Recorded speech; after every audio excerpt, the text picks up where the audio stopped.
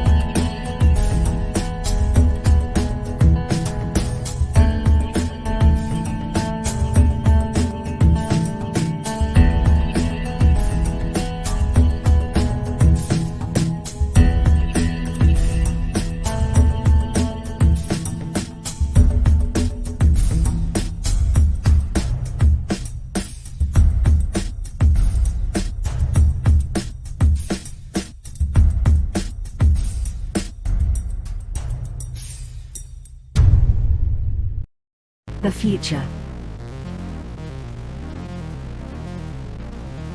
The final frontier.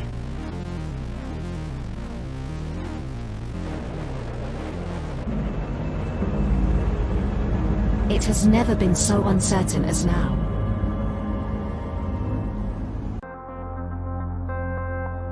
AI, VR, haptic wear, nanotechnology, mass destruction with a remote click.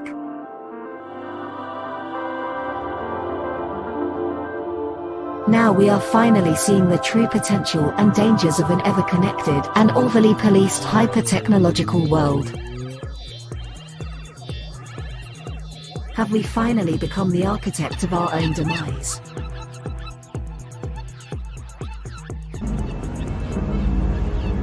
Is there still hope?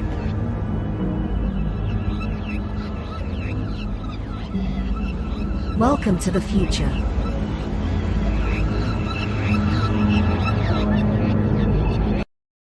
Welcome to Punk Droid.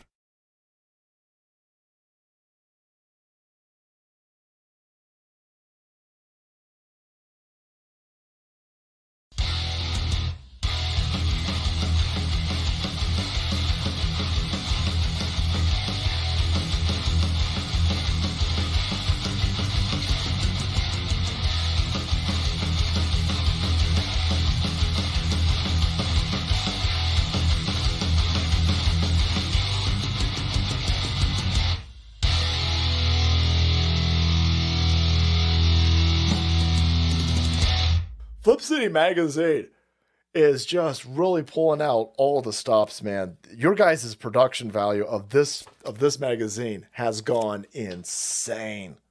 I mean, look at that. I mean, I remember when you guys, it was black and white. Even when it was black and white, I thought your quality was great. But damn, they just really stepping it up a notch. Look at this. James Corbett, boys. James Corbett. Genuinely cutting. But also funny, and obviously just chaotic and very fun. I love Flip City. It has brought new types of badassery and integrity to the print medium.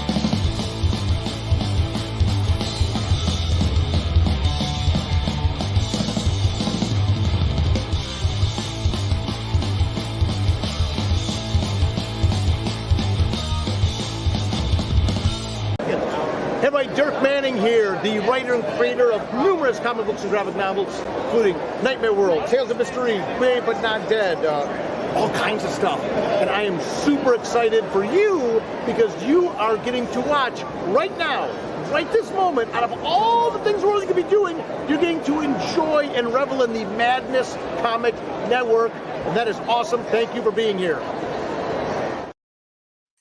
It is awesome. And yeah, thank you for being here. I just barely made it back in time. And, stuff to go do. And for anybody that knows me well, they know that means I had to go into town and get a whole bunch more liquid crap for my liquid diet, which sucks ass. Oh, I gotta kill that fucking mic. God damn it. Yeah, liquid diets suck ass. It's a good thing we got other things we can do to make ourselves feel better. I'm hungry and I'm angry. And you know, a Snickers ain't gonna do it because I'm not allowed to eat a Snickers. All right, rant over.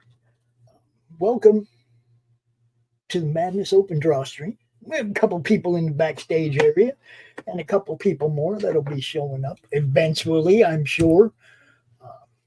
Today, right now, as always, look, unless this guy has something serious happening, he's here. What's up, James? Hey, how's it going, Pops? I'm getting by, bro. How you doing?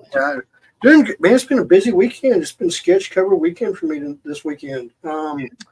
Yeah, I got commissioned for several sketch covers this weekend, and so I'm working on this one. I'll show you the one I just finished. That's going out Tuesday. You gotta love that. People want. Oh yeah, dude. It's work. It's work. It's money. So I'm very happy. So this is the one that's going out Tuesday. Let's see that one. So this is going out Tuesday. Very nice. So I get it up here to the camera so you can see it better.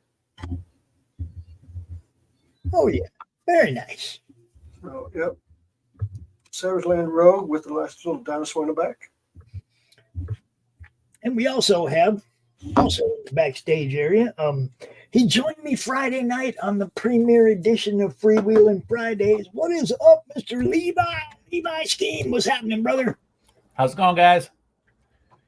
It's all action, man. It's all action. Very cool. James, that cover rocks, man. That's an awful sexy rogue.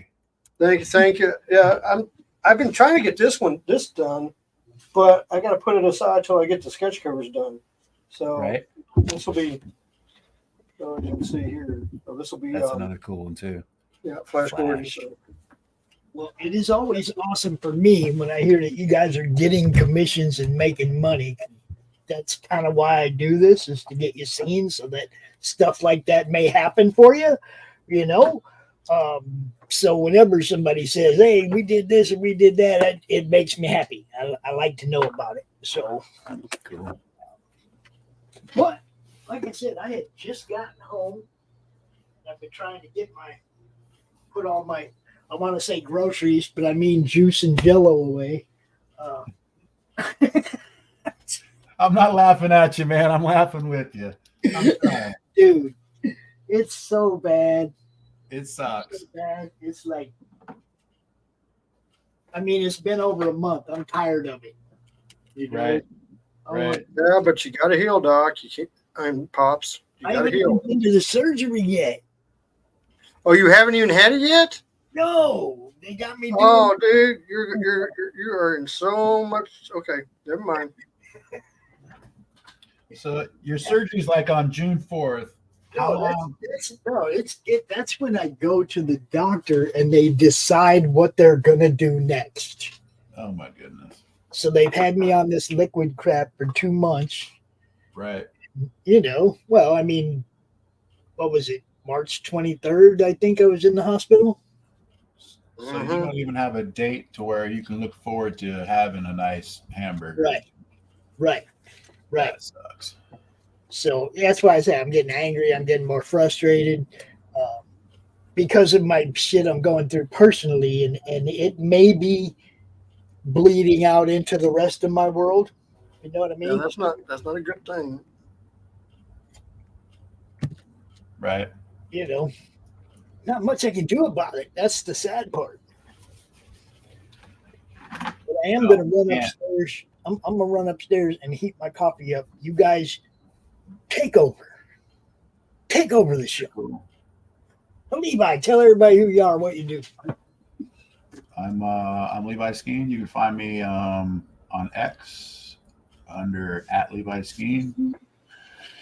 I'm currently working on a book with author J.D. Gunther. It's a Galaxy Memorial Park. We just launched our first teaser trailer on Friday. You can check it out on Twitter as well under GMP Comic or @GMP Comic for Galaxy Memorial Park. So when I'm not working on those pages, I I take time off by inking other people's stuff. So it is nice and relaxing. That's a good thing. Yeah. What is the interior issue on that cover? What's the one I'm working on now? Yeah. It is Jim Lee's X-Men #1. Oh no! Oh, nice. Yeah, the other one, the one with the road picture, is actually X-Men 101, the first appearance of Phoenix. Okay. Got you. And I've also got a blank cover X-Men #1 from '62, and I've also got the giant size X-Men with the introduction of the new team. Nice. So I've got a bunch of sketch covers that I got in. So Did you order those online or you find them at conventions? no, what happened was the gentleman who commissioned me to do them owns a comic book shop in Austin, and he sent me the sketch covers. Very nice. So I didn't have to, I mean, I've got sketch covers here, but I don't have any. These are the only Marvels that I've gotten are the ones that he sent me. The ones I've got some Phantoms and some Soulfires from Aspen Comics. That's Michael Turner's artwork. I've got those, and then I've got some Spawns, Scorched, and some other stuff that I got from Todd. Well, when they were just coming out with number 300 and stuff. Right. Yeah, I got that. So I got,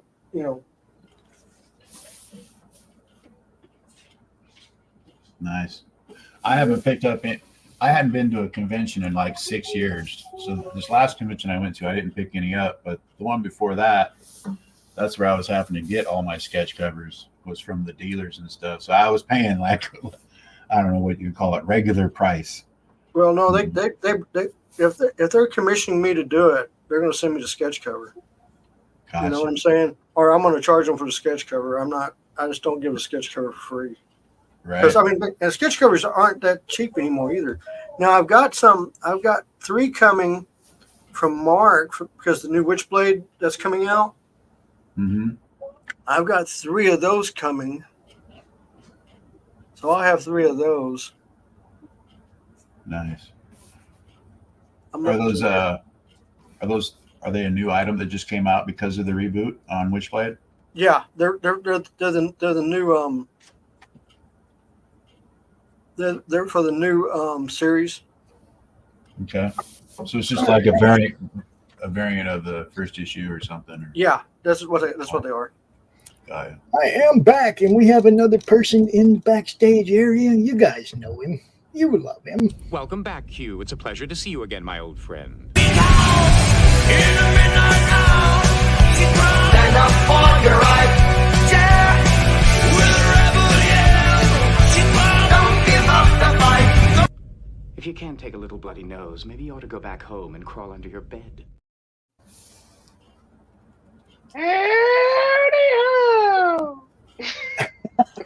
Hey, Q, how you doing? I'm good. How you doing? I'm good. Doing very well. Thank you very much. No, Carrie, I wasn't hiding. I was upstairs getting coffee. That's what I was doing. And hello, What's up, people. Pops? It's all action, brother. It's all action. All right, let's get on with this thing, peoples. We got people watching, lots of people watching over on Twitter. I don't know why people watch on Twitter. You can't interact on Twitter. Come over to the YouTube channel. Interact with everybody. Not only that, but it helps the algorithm to get these guys seen more. Come over to the YouTube channel.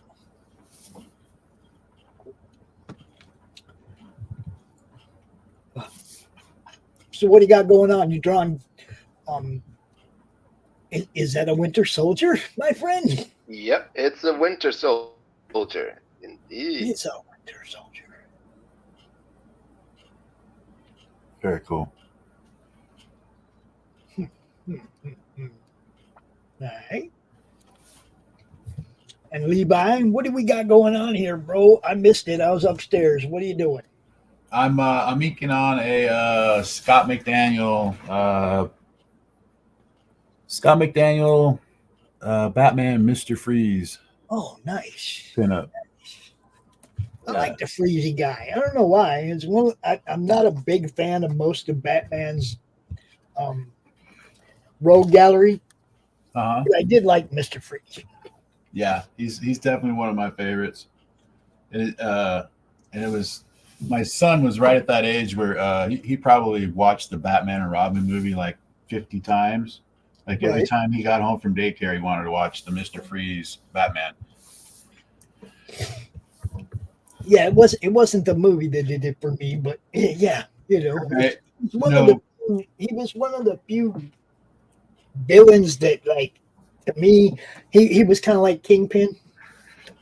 Mm-hmm. It was about his wife, you know. Right. So, you know, I mean, I can understand villainy for love. That's the only kind I can understand. Yeah. You know. Yeah. Spawn did it too.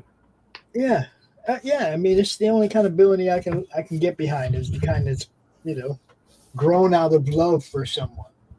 Right.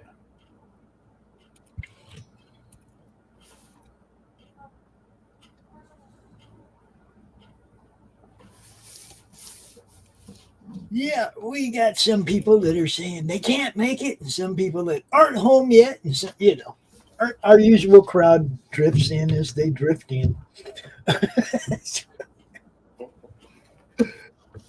I think Doc has family over or guests or something. I know he hasn't made a couple of different streams this weekend.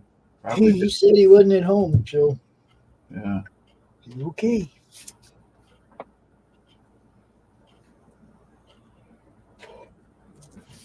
But, you know, anybody that wants to pop in, join us, draw with the guys, doors open. And beware of the crazy trolls. The only reason people aren't seeing you draw right now is because you're not here drawing. What do you think of that? There you go. And yes, y'all have a great Memorial Day, but don't remember why you're having a day. Oh, you don't have to remind me, dude. I have to go. I have a special thing I have to do tomorrow. Yeah, I have to go see 6 of my friends. Yeah. Thank you for your service, man. I definitely know what you mean. That's what I'm saying. It's like, don't forget, this one ain't for the people that are still around. This one's for the people that gave it all. You know, they gave it all. Those are the people we representing and promoting this weekend. What's up, Faz? How you doing? Now, normally Doc would be here, and I would share this to Doc's channel as well, but I don't like doing that when the people aren't actually here, because he might be planning on doing something else on his channel. So if you're used to watching this show on Doc's channel, just come over to the Madness and watch it this week.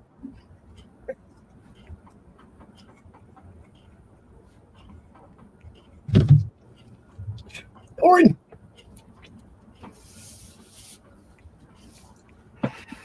I sent you the link, darn it.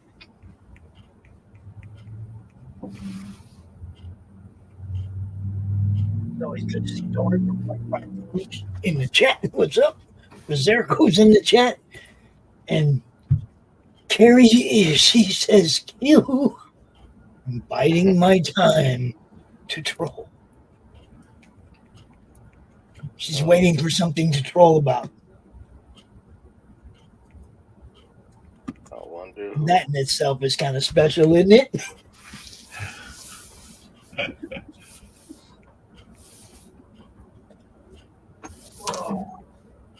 So yeah, I wanted to thank you again, Levi, for coming out and joining me on Friday. Because Yeah. look, I don't mind doing shows. I love doing shows and promoting everybody's stuff, but I hate doing shows by myself. You know, I mean, just talking to the microphone, I don't like doing that. I'd much rather have at least one person out on the stream with me. I felt like I was Interaction. I felt like I was blowing up, man. I felt like, man, I'm gonna have to quit this thing pretty soon, you know. And then Levi came out, and then it was fun after that. You know, the rest of the show was a good time. Right.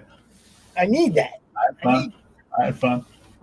Yeah, I mean, I need that from the people involved in the network. I need that from the fans. I need to know that what I'm doing isn't a waste of time.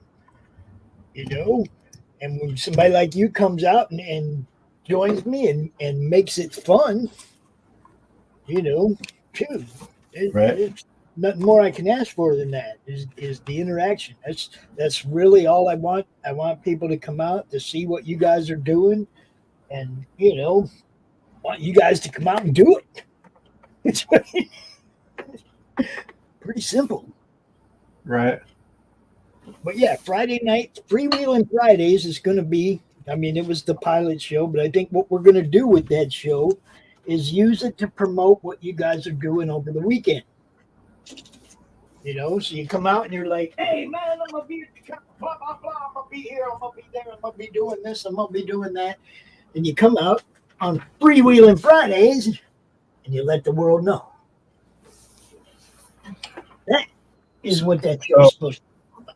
So hopefully it'll catch on. Are you I seen that you were looking for a co-host on it. Are you so would it be like a third person comes in all the time and says what they're doing, or is it just open to like everybody, just kind of rotate through anybody that wants to come on? Anybody can come in and tell us what they're doing. I just want somebody else besides me out there getting them interested in doing so. Right. You know what I mean? I feel like if there's a couple people in the stream talking, then that you're more apt to get other people involved. If it's just one guy out here every week, you know, it's hit and miss. The more people you already have in the chat involved, the better chance you're going to get more. Right. So I'm looking for a co-host for that, just to come hang out with me and entice other people to come out and talk about what they're doing. You know. How long of a show are you looking to do? For an hour? Yeah, Hour and just. I mean, that was fun what you and I did, but it would be like cool if other people who have, you know, even if you're doing a con and it's Friday, Saturday, and Sunday, and you just did the first day of your con, you got 2 more days of your con. Come out and tell people. Right. Hey man, I'm in you know, Knoxville today at blah blah blah. Come see me tomorrow and the next day. Yeah. It's to help promote you guys. You don't have to come out and hang out for the whole hour. You come out and you tell everybody what you're going to be doing over the weekend, however long it takes for you to do that, and then I can break those up into shorts. Hey, Levi's going to be here all weekend. Hey, James going to be here this weekend. Hey, Q's doing this weekend. You see what I'm saying? The more people that come in, the more shorts we can make out of that show that promote what you guys are doing over the weekend.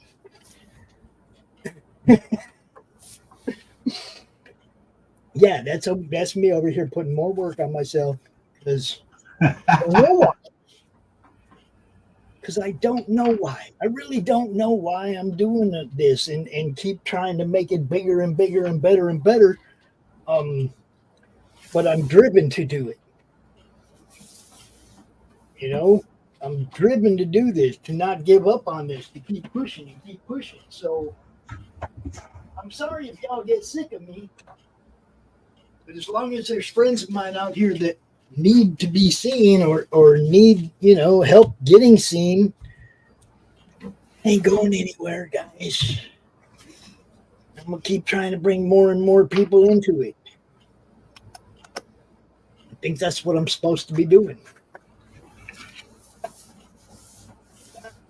Well, I appreciate you, Pops. Now, Dorian, see right there. He's packing the car to head to YCon right now. See, last night he could have come out and told everybody about YCon, where it's at, where he's going to be. Do you see what I'm saying? That's what Friday night show is for, guys, to come out and tell everybody what you're going to be doing over the weekend. I want it to be the biggest show on the network. I want it to be bigger than Monday Madness because it not only says what you're doing online, but it says what you're doing in real life, where you're going, where you're going to be seen, you know, where you can be seen and met in person.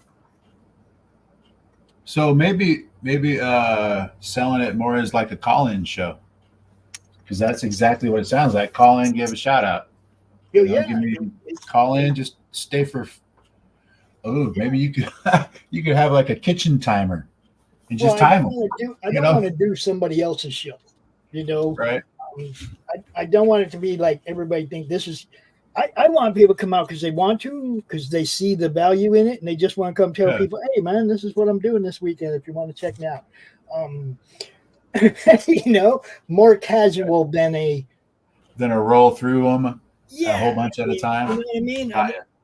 I want you guys. I want everybody to feel like they come out, have a good time, hang out for a few minutes, tell everybody who's watching where they're going to be, and just you know, chill. Right. But there's no pressure to stick around and no pressure to shill a product. You have to have the perfect 15-minute or you know elevator pitch. None of that. Right. Just come out. Hey man, this is what I'm doing this weekend. You know. Got you. Okay. I want it to be more casual, but definitely something that people would be interested in. Because if it's casual, you get more people watching. That's the one thing I know about all of our shows. If it's casual and people just chilling, having a good time, those get views. Those get replay views. You know what I mean? People go back and watch those shows. You know? So I'm trying my best to find those niches where we get the people that really care about what everybody's doing, that really care about comic people and what they're about. It's this whole 5 years has been a learning process for me, you know. Carrie has a topic, but she's waiting for the right moment. I think she's waiting on you, bro. Me? What I do? I just think she's waiting on you to drop her topic. I'm just saying. You know. Don't forget, people, if you have a wrench, you have a friend that has a campaign, you have a campaign, you have a show, you have a friend that has a show, you want to promote it. If you have a wrench, drop a link. That's why we give them out, guys. It's why we give them out. Oh, and we have a new ad from one of our people. I want to play this real quick. All right. Corissa is on book 11, guys. Freaking book 11.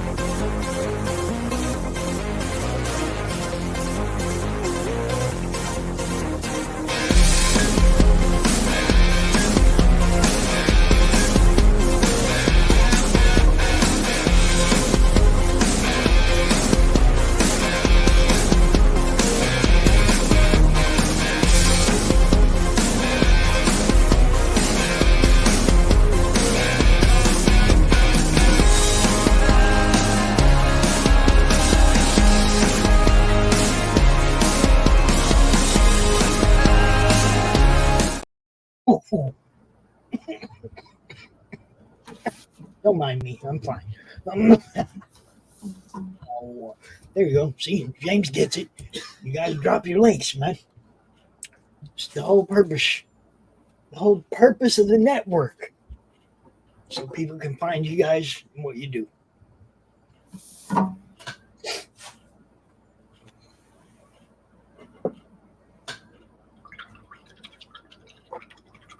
James doing money work online. Doing money work on the show. I like it.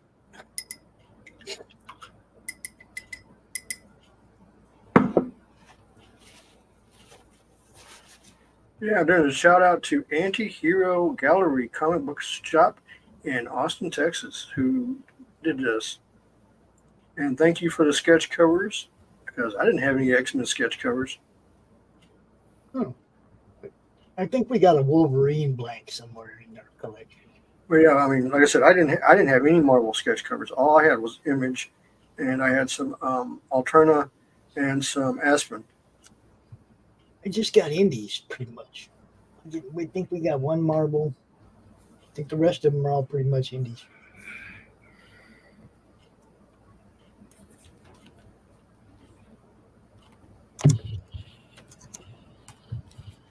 The link for anybody who wants to join us over there, hit me up on Facebook, on Twitter, whatever. If I didn't send it to you, you can get it. You can join us.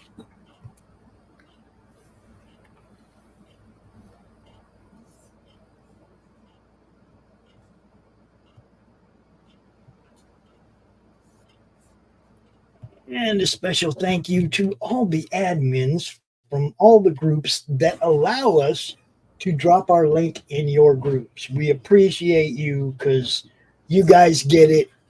You let us promote. You let us talk about what everybody's doing. You put our shows in your Facebook group. We appreciate you. Thank you very much. And there's too many for me to go down the list. There's a lot of Facebook groups that are super cool with what we do, and we appreciate it. Thank you.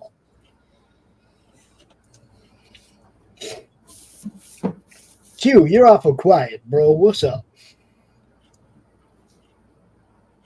I'm using this electric eraser so I won't bother this noise. I don't hear nothing. Okay. Hear nothing. That's cool. You know Carrie's waiting to troll you. That's why. Is that why you're being quiet? You don't want Carrie to troll you? Nah, I'm okay Don't with give her the any ammo. jokes and stuff.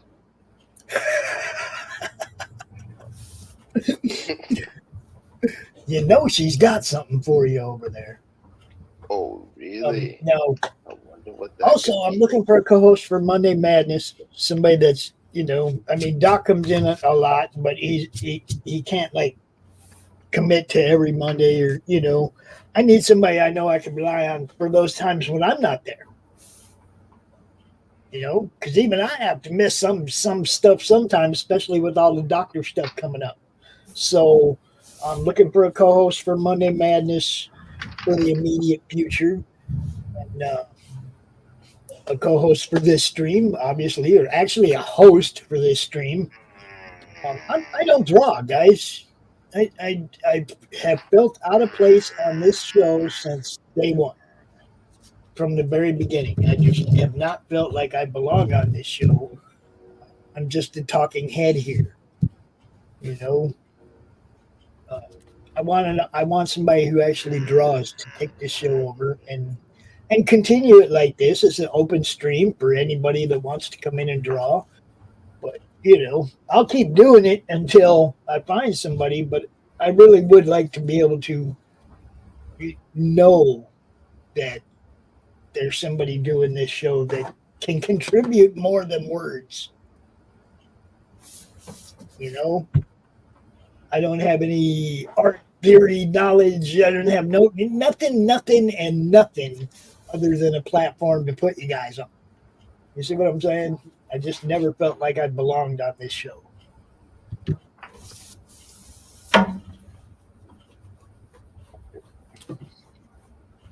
Yeah, we're looking at you again, Levi. Yeah. I disagree. See, that's the one thing I'm good. That's the only thing I'm good for. Is just like switching screens and playing ads. You see what I'm saying? I can do that from the backstage. I don't even have to be out here. Yeah, but sometimes it's hard to draw and talk at the same time. You know, getting somebody that can host and draw and talk all at the same time is, I mean, you're looking for a unique individual. No, it's not that I won't be in the backstage doing all this other stuff. I just would rather that the person whose face is on the show was an artist. You see what I'm saying? I'm not an artist. How do I bring artists to this show? Well, you have years of experience reading comics. You know, you have your favorite artists. I mean, but you guys all know each other. You all have a brotherhood. You know, it's like I want somebody that's running this show that has people that'll come out and draw with him. People that come out and draw with me. Do you see what I'm saying? It's different. Right. Now, I'm not asking them to come out, push all the buttons and do all that. And even if I do have to still be out here once in a while or on occasion, like I want to be the backup because I know I'll always be there as a backup, right? Yeah. I don't want to be the front guy. You know, I want to be the understudy. I got all the lines memorized, but I don't want to have to show up unless I have to. Yeah, I'll be the best number 2 you've ever had. You know, I wish I was more into the art side of comics, but I'm serious business. I'm a story guy. I don't care how good the art is. If the story sucked, I probably didn't buy book 2.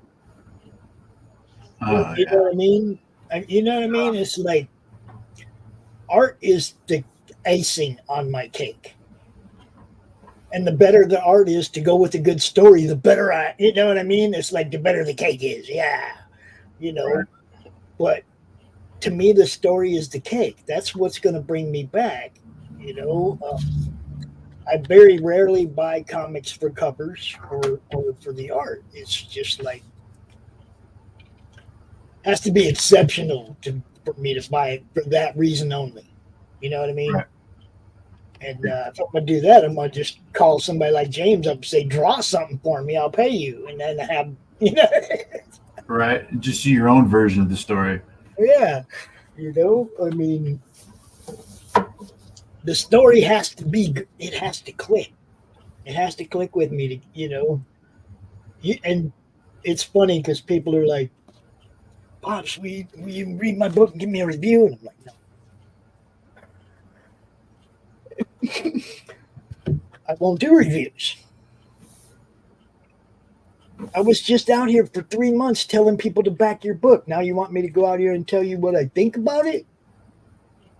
Right. What if it wasn't no good? Do you want me to lie? No. I don't want to be that guy that told everybody to back your book and then come out here 3 months later and say, oh, that book sucks. Sorry, guys. You know what I mean? That never happens. Well, that's because I don't let it happen. You see what I'm saying? It's never happens here, right? I don't do reviews. I'll give you a blurb. I'll give you a blurb for your book. A little, you know, 1-sentence thing you just stick on the back cover or whatever. Right. I'll do that for a book, but I won't do reviews. It's the other side of what I do. I promote books.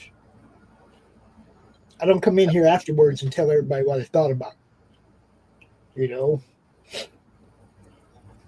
Yeah, I'm the guy in the van for the Punisher.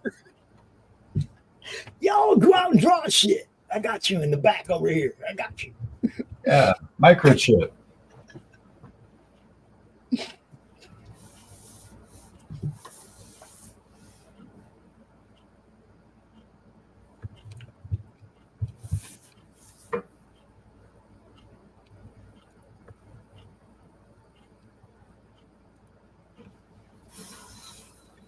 Like I said, we'd probably have a couple more people in here if I was sharing this to Doc's channel, but without knowing what Doc's doing, I can't do that.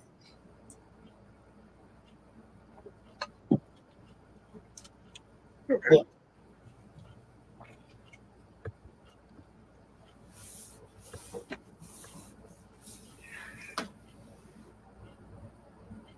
anybody is welcome to come out and join us, as long as they cool and want to hang out and draw. You know.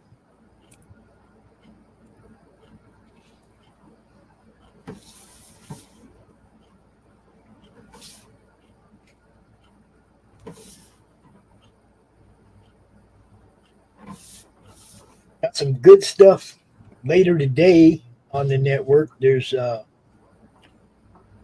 what the heck was it? John's interview with Ray, the guy who's building the new crowdfunding plugin. Oh yes, yeah. Real good interview. Ray Haylock is the guy, and John's long box. John does an interview with him. I'm replaying that on the network later today after this show, because there's no show offs today. My boy Dave is on vacation. So there won't be no show offs for this week and next week, I don't think. He might be back next week. I don't even remember. But yeah, I know he's on vacation, so we should get some pictures and stuff from an exotic comic store. Last time he sent us pictures from a badass comic store. I don't even remember where he went, but badass comic store. He sent us a bunch of pictures of. It's like, yeah, dude, if you see a comic store, he goes to, cool places that we can't, normal people don't get to go to, So when he's out in his world travels, I'm like, dude, pictures, send us pictures. I want to see what comic stores in other countries look like. Seen some in the Philippines. I think that's where he was, the Philippines. It was badass. Which city in the Philippines? Manila? I don't know. Look, man, I talked to way too many people to keep track of everything they did.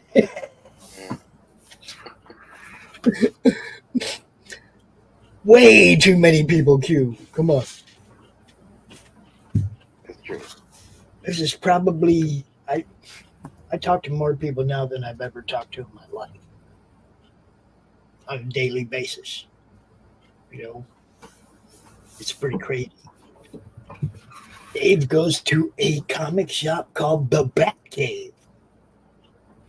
The Bat Cave. That's a badass store. Sounds a badass store. Yeah.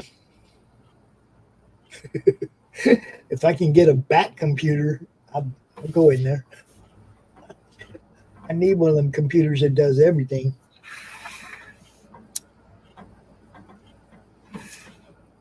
That would be cool. Maybe a bat boat. Can I just get a bat maid? Something to just come in and clean my house.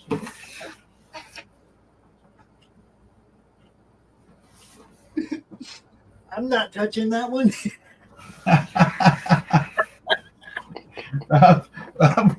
I suppose he's got Alfred for that, right? Yeah, I'm just not touching that one because old Bruce was quite the playboy, and that's true. I'm sure maids. I'm sure maids were right there at the top of his list of what to do next. The agency quit sending over girls. That's how he got Alfred. No, Alfred originally was his dad's butler. Yeah, Alfred signed on for life. Hi, Rock. Come here. Carrie's going to want to hear from you. Come here. Rock. Come over here. Yeah, come over here. Carrie's going to want to hear from you. Come here. What? Ambigonate Rocky. What? What'd you say? Where are you going? Oh, he just wants me to go let him outside for the 5th time today. Oh, Luna's down here too. I can hear her little whine. Whimper, whine. Whimper, whimper, whine.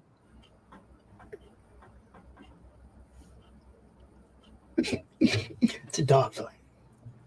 There you go, Carrie. There was your dose of rock. Really? Just when I think you're done and got nothing to say, you come back with more. Oh, and you too? What's up, Graybeard? What?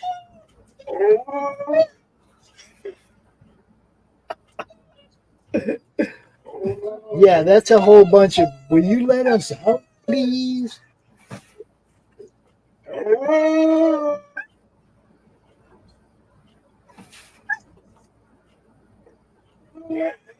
I think I'll be right back, yo. Doggy duty.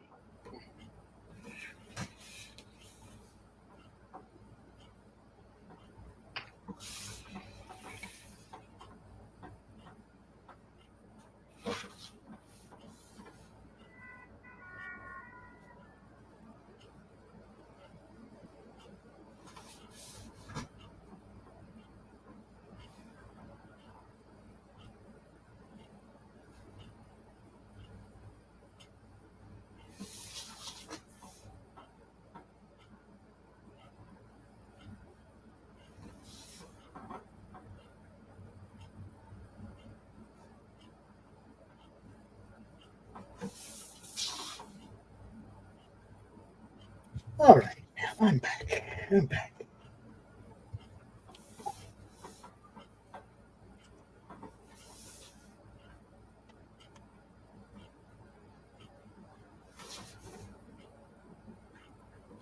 I guess I need to say hi to the lurkers. Hi, lurkers. I thought it was Lurch from the Addams Family. No, it's like I can see, like, you know, a bunch of people watching in this, like Carrie and Doran. Faz are the only ones saying anything in the chat. It's like, come on. I can see you people.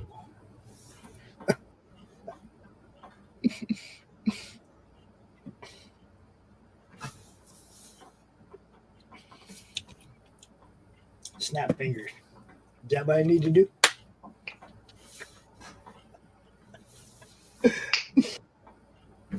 Infinity Gauntlet. I had to go to the, you know, the special store.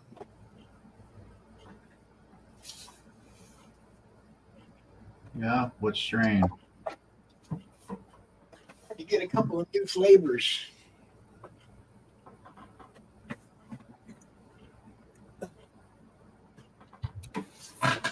Addams Family.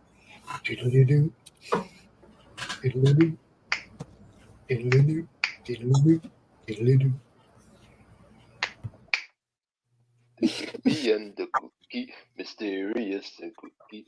They all took him to looky. The Addams Family. Bum.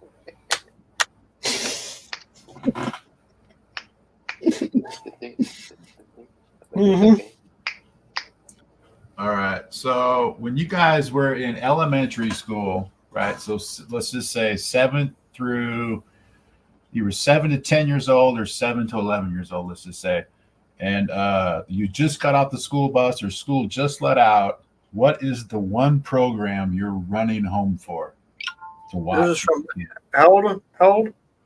Anywhere. Whatever your favorite one in that time period, whatever your favorite one was that made you actually run off the bus. Because like my bus got off at my area at like 3:10 and my show started at 3.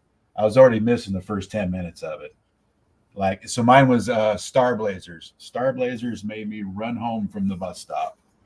I remember Star Blazers, but I'm going to have to say it had to be Battle of the Planets. That's another good one.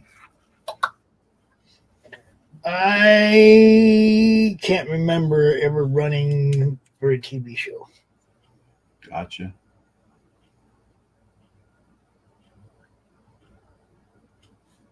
I mean, if there was like Saturday morning, I wanted to make sure I was up to see Justice League or Super Friends, whatever it was at the time.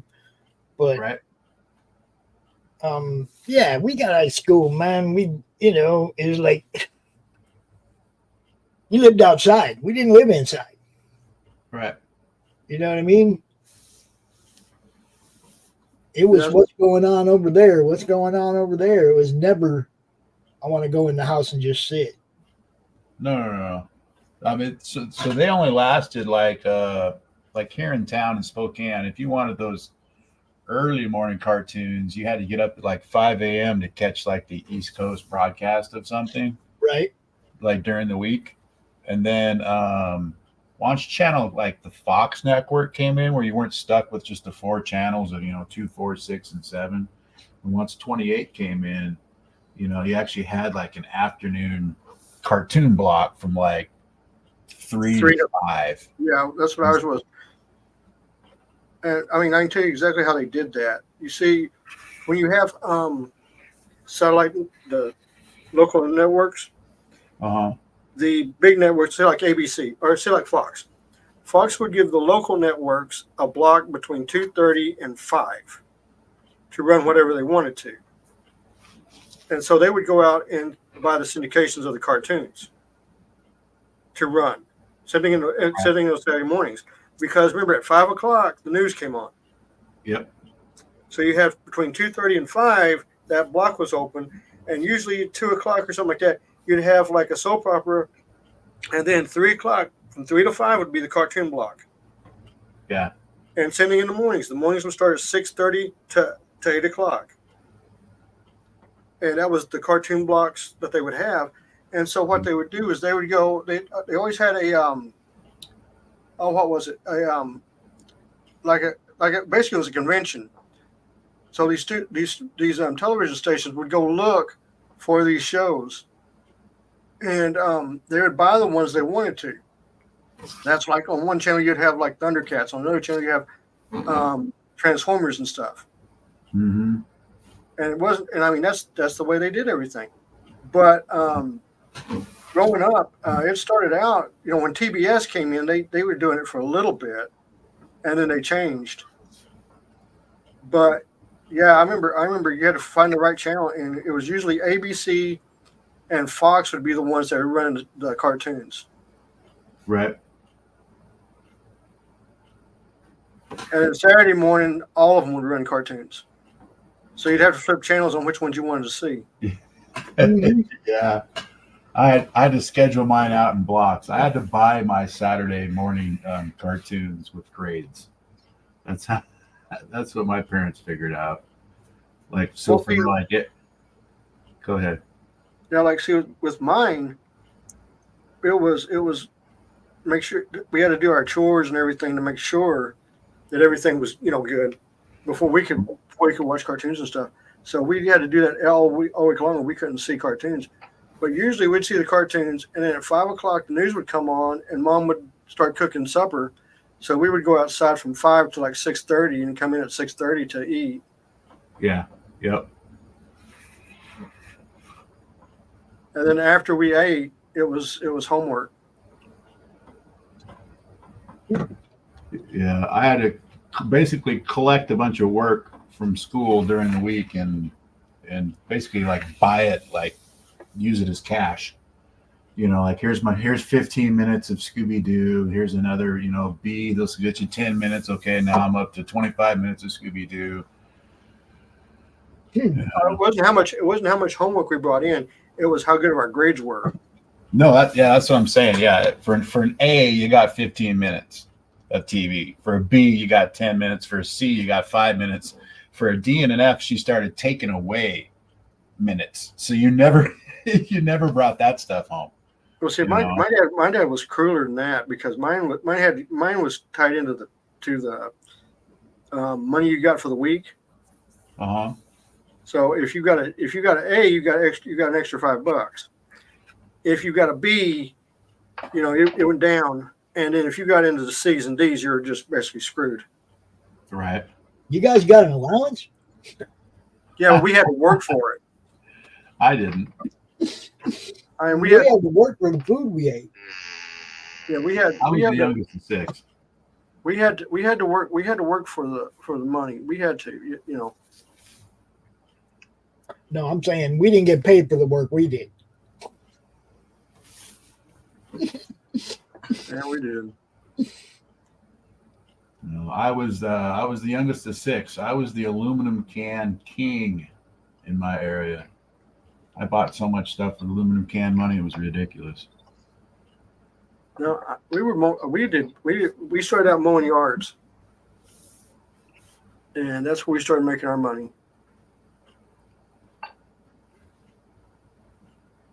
And then I remember when I first got my first job, I was working at an airport, making $3.25 an hour. Woohoo! Rolling in it. Oh yeah. And then I would babysit my niece and nephew for my brother. Mm-hmm.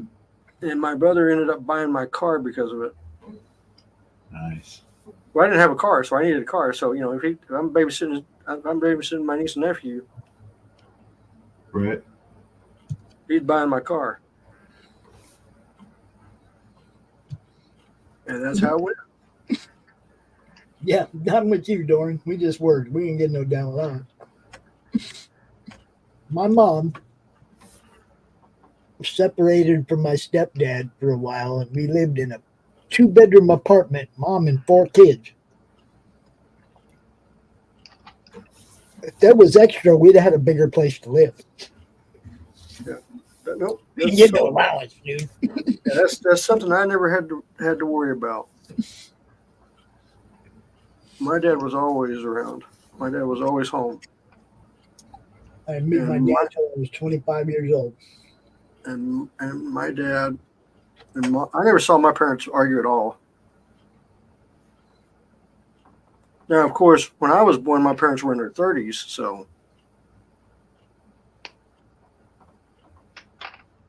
they already had 2 kids, so they had all that stuff worked out. You know what I'm saying? Yeah, I was the third in line too, but obviously they didn't work out shit. Yeah. Well, because he was gone before I was old enough to know who he was. Never had that problem.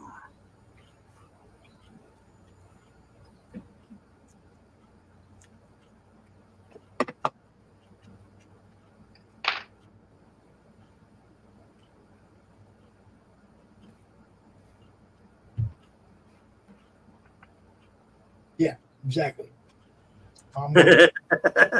Mom worked way too hard. We didn't ask her for nothing. She sounds like a good mom. Yep. She was a Marine. She was a cop. Tough old lady. Yeah, my mom worked for the police force for a little while. That was before I was born, though. But my mom was a good Comanche woman.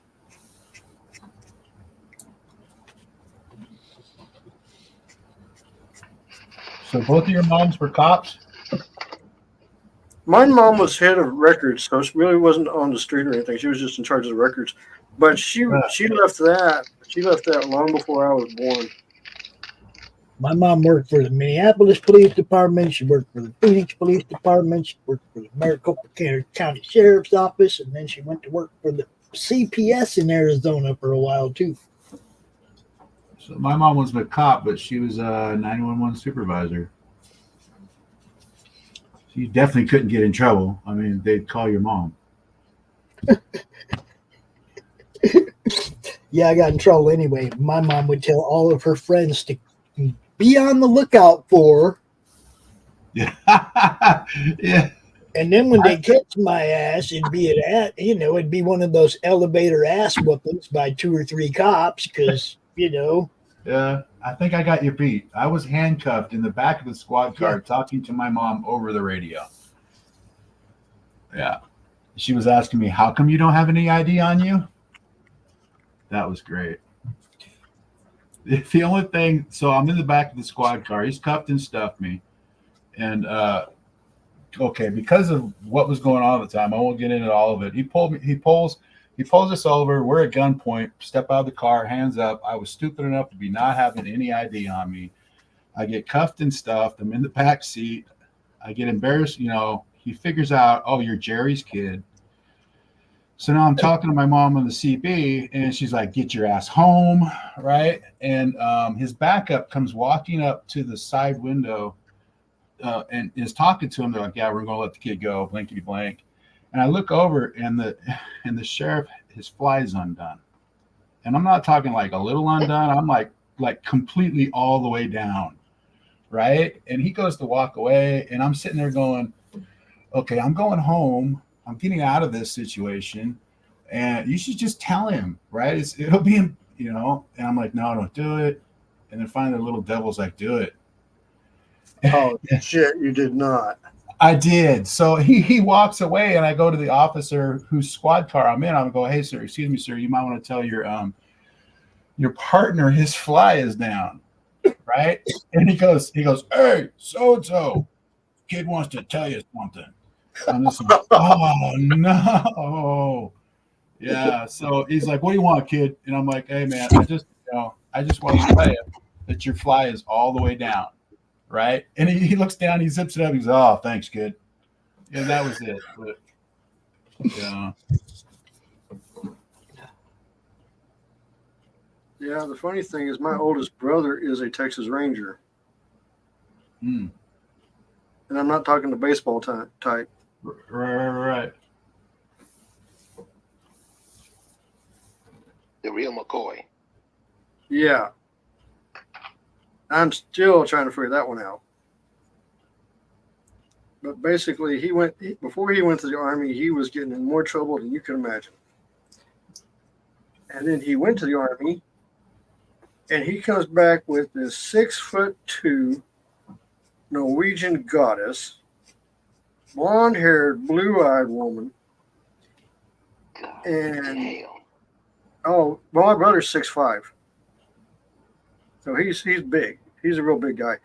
And they have been married for almost 40 years.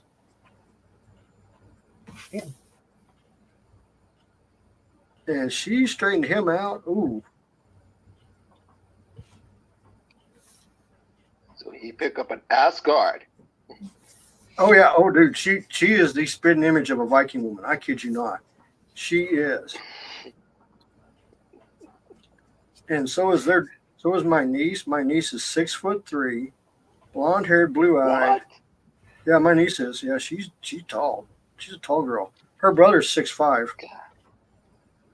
Damn. God damn. And my nephew's wife, who is a Comanche girl, is 5'1".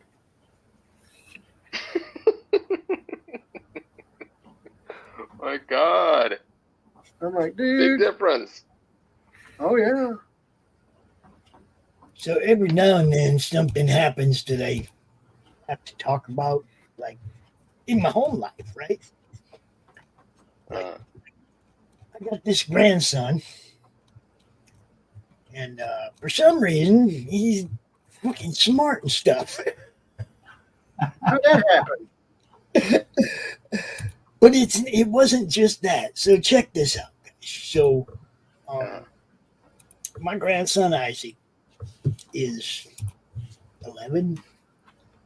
And this is Isaac right here. Right? Isaac, the top math score in his whole school, and then went out and made the all-star team. Nice. Okay. Not bad. Right? So, it's like that's scholarship type material right there. Yes, it is. Absolutely. Okay. Boys playing the game well and schooling well. That's scholarship type material. I'm going to push this boy and push this boy. We have fun, but he knows Grandpa's going to be there pushing, Yeah, do it. It blows me away. Good kid. I don't get it.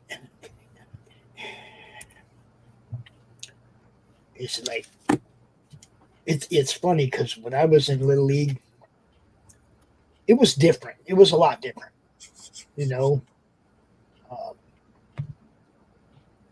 Coaches was obviously, they they were there as volunteers. It wasn't school coaches or nothing like that, And you knew they were there because they loved the game and they loved teaching kids the game. And it's like now it just seems like there's maybe one or two coaches in the league that are really dedicated to teaching the kids the game, and the rest of them are just kind of there. You know what I mean? And I'm really glad our boy ended up on one of them teams with a coach that really wants to teach the game. Because him and I, we've had, quite a few conversations. Because I'm a big mouth on the sidelines, you know what I mean? I'm talking to them kids, all of them, all the time, trying to hype them up, trying to get them jacked to get in the batter's box, be aggressive, swing the bat, all that, It's like I might as well be a coach too, but I'm not.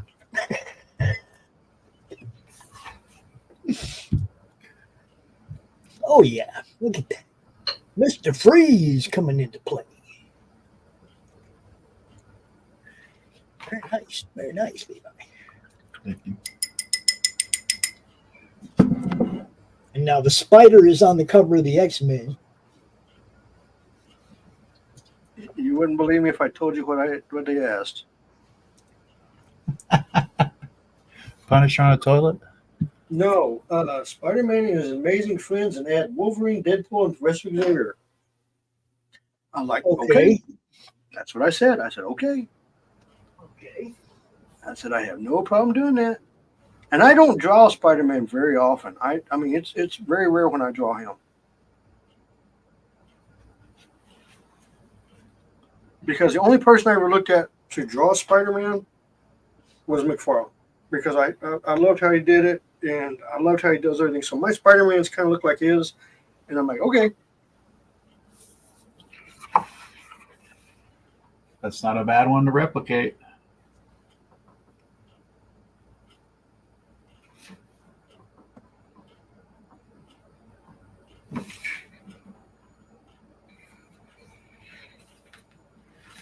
You back, Rock? You're back? What? Don't just huff at me, dude. What? He's just walking away now. Oh, no, he's laying down over there in the corner. He's like, okay. I guess they went outside because they thought the family was out in the yard, but the family had actually gone out in the yard and got in the truck and left. So Rocky's like, all bummed out. I'm still here, dude.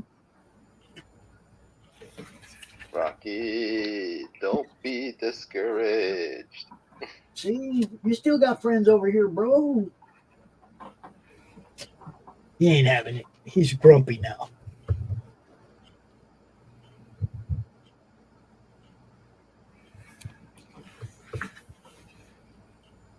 How are the other dogs?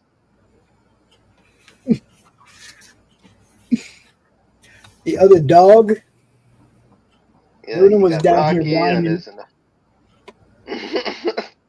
there's Luna was down here whining earlier.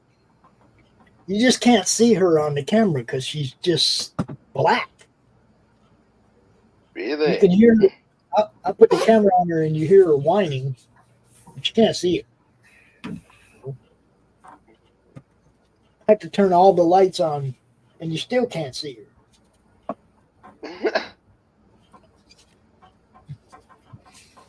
She is very, she is very, very black.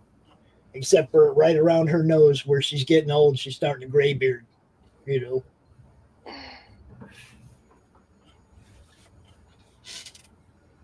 Yeah.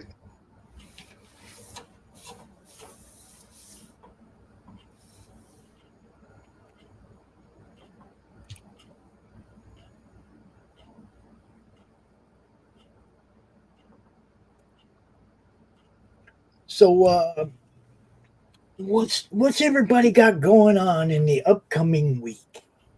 What do you got going on, Q? Upcoming week. I have no clue. It's just a regular day, except for that crazy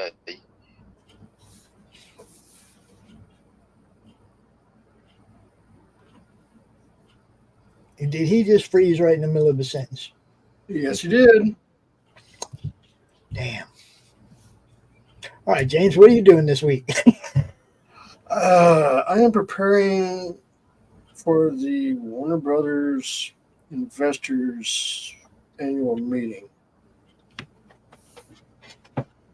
which is going to be very tense and very pain in the ass. Especially what happened with this weekend. You can tell them as a comic promoter, they're making it really hard for me to give a shit. That's pretty much what I'm going to tell them. No, I mean, my point is going to be this. How the fuck can you mess up Memorial Day, and how the fuck are you going to get the fans to trust you again? Yeah. I mean, that's basically what's going on. And, I mean, this is the biggest load of bullshit I've ever seen. Wait, did something happen this weekend? Something? Oh, yeah. Oh, yeah. Well, go ahead. Enlighten so the people watching know what we're talking about. Go ahead. Okay, so here's what's happened. This weekend's box office is the worst it's been in 41 years. Yeah. Okay? And because of the stupidity of Warner Brothers, who had two blockbuster movies sitting in their laps, instead of putting one on Labor Day and one on the 4th of July, they put both of them in March, 3 weeks apart, which is freaking stupid as hell. And then so they roll out this movie called Furiosa, saying, oh, it's a Mad Max tale without Mad Max, thinking everybody was going to be dumb enough to go fall for it, which they didn't. And it has totally imploded into the worst box office in 41 years for Memorial Day. And you don't think the investors, which I'm one of, are pissed? Oh, yeah. I'm sure they're pissed. But my problem is, does the board care? Well, I'm going to put it like this. I don't give a shit if the board cares or not, because it's going to cost some board members their fucking job. And you know what? If you want to know how come I know this, is because I've already seen the SEC filings, and 4 of them are gone. Oh boy. Yeah, they didn't waste any. This is like the biggest debacle in Warner Brothers, and there is no excuse on this one. He can't blame AT&T's past bullshit. There's going to be some hell to pay. And since I did not get in on time to get listed on the phone calls, I'm going to end up making a video tomorrow just to rip the living shit out of them. Huh. And it is not going to be pretty. It's not going to be nice. Let them have it, bro. You know where I stand. They've been letting me down for years and years now. Well, there's a difference between. Well, see, that's the thing. You can go the past 3 years. That's where this management's at. Past 3 years. Anything before that, which is all that bullshit with Blue Beetle, Flash, Batgirl, Shazam, last one, and Black Adam. That's all the AT&T bullshit. So now we're getting into the bullshit of the current management. And this is where they should have pulled their heads out of their asses to fix this mess before they did anything. And they didn't do it. And this is why the investors are pissed. And why I'm one of them that is pissed. Yeah, well, they're not making the fans happy either. Well, I mean, here's the thing, okay? It's not the movies that are coming out aren't worth a shit in the first place. That's what I'm saying. They're not making the fans happy either. They're trying to sell us crap, remade crap, regurgitated crap, and then other kinds of crap. That is the whole point I'm making. I mean, you cannot continually make stuff that's going to not. They're making movies that I can see the title of the movie and tell you it's not going to be profitable. Mm-hmm. And the thing is, they had freaking Dune and Godzilla in their hands. Okay, these are the 2 movies I'm talking about. Yeah. Dune and Godzilla, both of them made almost over I think Dune went to $750 million and Godzilla went to like $682 million. The fucking problem is you put them out in March, 3 weeks apart from each other, and it fucked both movies. And you got if you took Dune and put it out this weekend, it'd have made $1 billion. If you put Godzilla out on the 4th of July, it would have made $1 billion. But they didn't do that shit. And here's the other one that really pisses me off. There is no movie Warner Brothers has got coming out until after almost the end of August that has a chance of making any money. 2.5 months with nothing but Kevin Costner's Western. That's what I was saying. It's like they popped them both up. They didn't have nothing for the summer, and the summer is when people go to movies. They screwed the pooch on this one, and there's going to be hell to pay.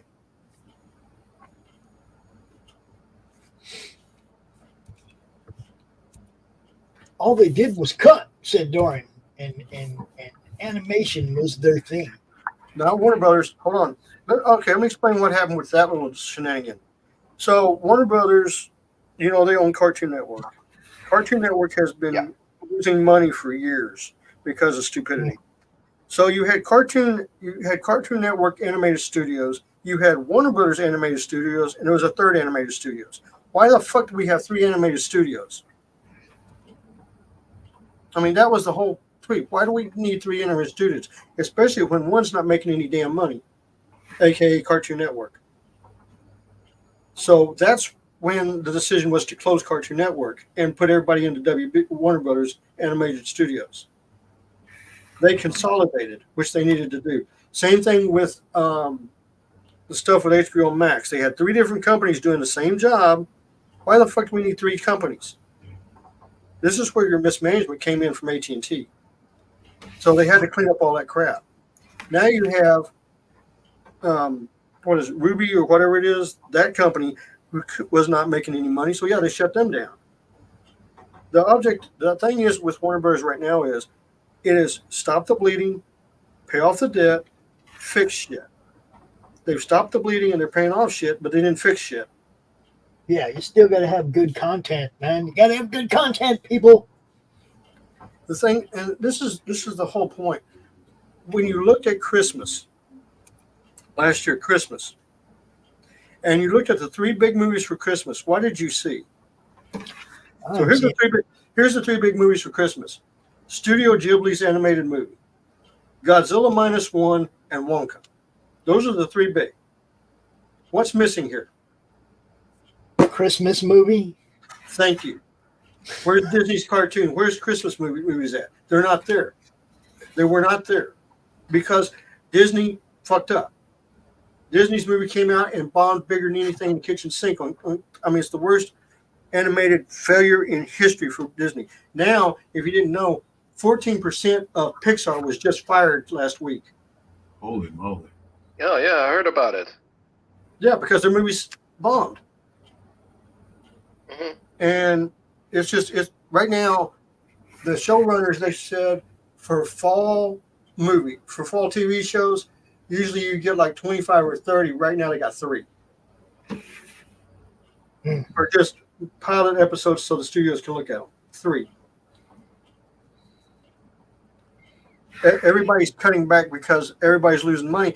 And the object is, if you make stuff that fans want to see. Yeah. Okay, this is why X-Men 97. You know what the key was to X-Men 97? They went and got the goddamn comic books.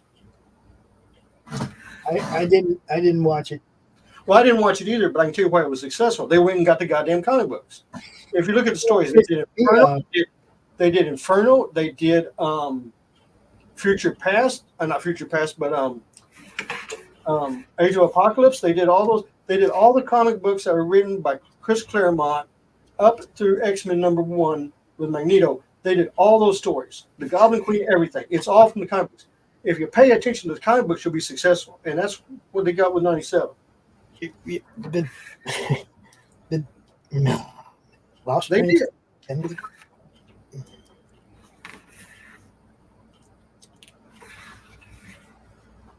But I don't Think about old X-Men Comics library. Oh, I have a huge X-Men Comics library. But they're the old ones. They're not anything new. And also New X-Men, written by Grant Morrison.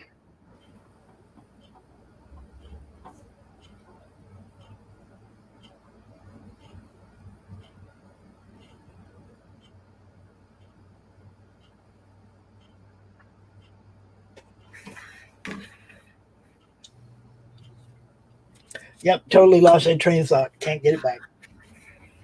It's okay.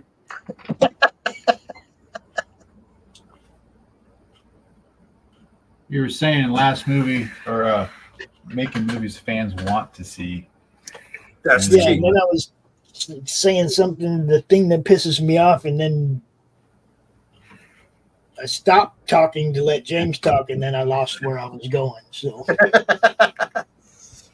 My bad. But the whole That's thing, kind of about the until you get the fans to trust the companies again, they're not going to have anything successful. The last movie that I went to the theater to see because I wanted to see it was Zombieland 2. That is the last time I've been in a movie theater. Nah, I'm a Godzilla fan. I'll go see Godzilla. I went and saw both -1 and the new one. So, but man, -1, holy crap! It looks unbelievable. It does. Well, they only made that movie for just barely $15 million. I believe it. It looks like it's made by people who love the actual content. Well, it's Toho. It's not Legendary. It's Toho. -1's Toho. Okay. And if you know anything about Godzilla, Toho is the owners and creators of Godzilla. They own it. Okay. Real That McCoy, would be the one then. OG. Yeah, the old school. And this is old school. They set this back in the late 40s, early 50s. Right. It was like post World War II, right? It starts during World War II. And you see the aftermath of what war does. And I'll put it to this one. This is the only movie I've ever said that the Godzilla actors should be put up for Academy Awards. Oh, wow. They were that good. Carrie must have fell asleep. She said she had a topic a long time ago, and she was waiting for the right moment. Dinosaurs ruled the earth. She must have fell asleep because we're still waiting, Carrie. We're still waiting. Come on, it's not that late over there, is it? 7:30. 7:30. I don't know. It's 7:22 in the UK. Well, mine's here is 8:22 p.m. Hey, Q, got a question for you. Did you watch the race this morning over there? The Formula One race in Monaco? Yeah, did you watch it? No, I haven't watched it yet, so don't say who won. Oh, I'm not going to say who won, but wait till you see the first lap. Oh, that happens all the time, Formula One. No. You don't understand. This is like holy crap. I've seen whole fields get taken out on the first corner in a Formula One race before. No. But here's the funny thing about this. Okay, they have a massive wreck on the first lap. They red flag it, clean it all up. Then they did it again. Then they do the first lap again and have another wreck. Yeah. I was like, holy shit. The way they start Formula One races is stupid, and that's why that happens. It didn't start it, but it wasn't at the start. That's what I'm saying. It's not at the start. It's after they start. It's almost at the end of the lap. But man, what a crash up! And the one funny thing is when they start talking about, he's got 10 points already, and this may be him not being able to race in the next race. I was like, oh, somebody's in trouble.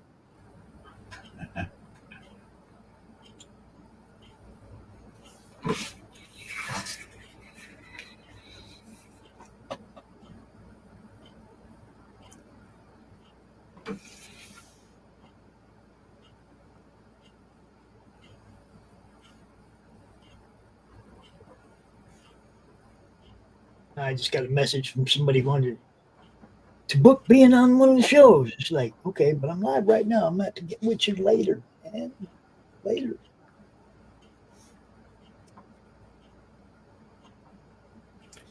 Go check out the network. Then call me. Because if you check out the network, you know we were live right now.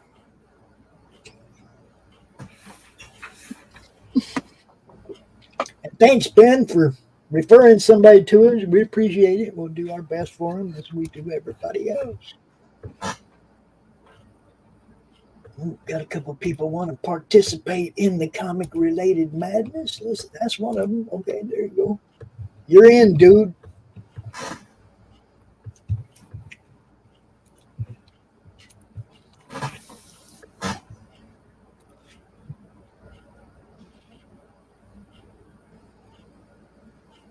Yeah, who's that guy Friday night? What was that guy's name again? I went and checked out his stuff. I don't even remember. Who were we talking about Friday night? Campbell? Oh, Matt Campbell. Yeah. Yeah. Yeah, no, the weird thing is that I've known a Matt Campbell for a long time. It just seems like, I guess we just haven't bumped into each other before. Right. You know? So I was kind of telling him about what we do here, you know. Yeah, I went and checked out his stuff and gave him a follow. So it's pretty good. A good dude. Homer Glitch, what's up? What's up? Welcome to the show.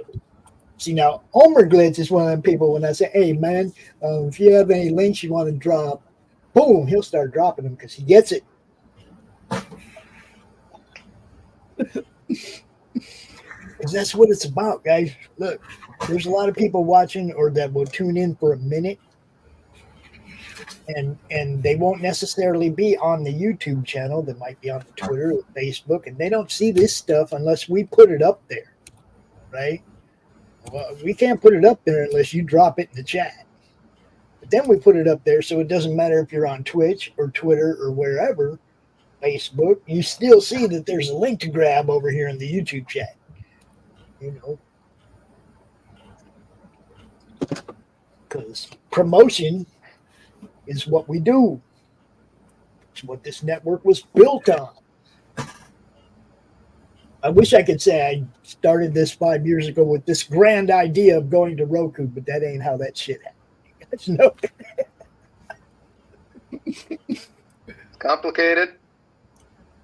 Well, I mean, we started with a little Facebook group that we came out and showed each other what we got at the LCS this week.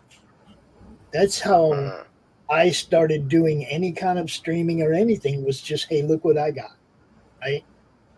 That's how this all started, man. Speaking of look what I got, oh, yeah, up here. See this, guys? This right here? This right here? Uh-huh. I met this girl October of what, 23? No, October 22, right? Year and a half ago, right? This is the 10th book in her series.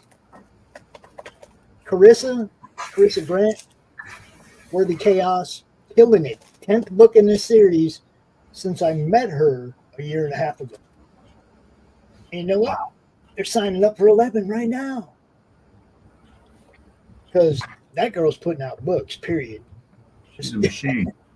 She's just putting out books, man. And it's a good story. I like it, so I promote it. Just like that. Kick ass. Uh-oh. Jay Lee got a fan over here. You got a fan in the chat, James. Well, thanks. He says he can't wait till you start using ink splatter. And speaking of ink, look what this dude's doing. Levi. Beautiful. Thank you. Mr. Freeze, look at that. I like it. Real good on the freeze gun, too. Well, thank you. I can't color.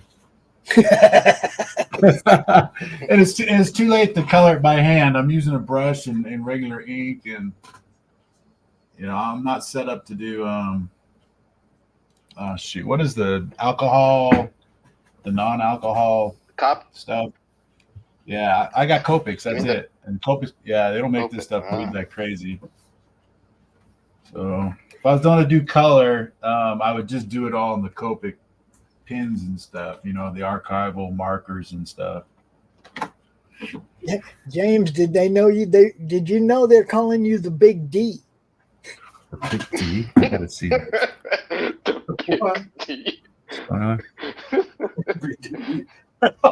Who is this? Thanks. Check out James Big D Lee on his website at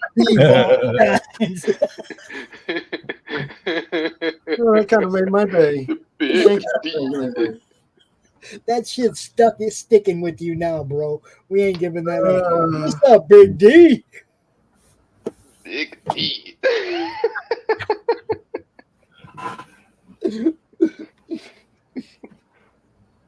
Why did they call you Big D? You were asking. Nope, I ain't saying. I want to know why this guy knows. That's the question.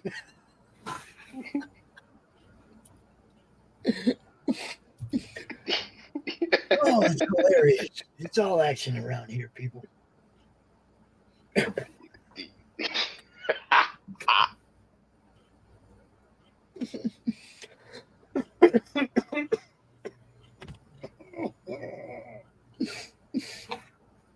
Follow Levi Jean Scheme. Look at that.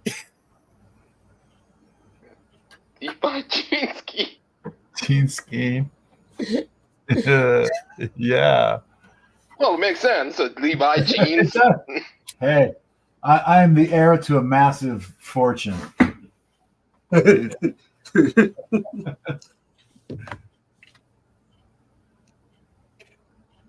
All right, what you got for the Q Continuum? Nada. I got nothing. He was like, I ain't got no website. Ain't got no dang website.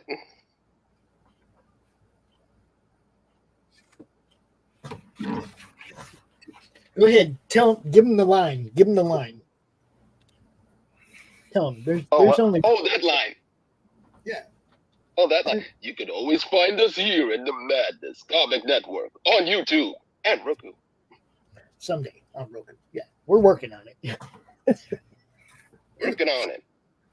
But we're on YouTube and Twitter and Twitch and Facebook and we're getting there, people. We're getting there.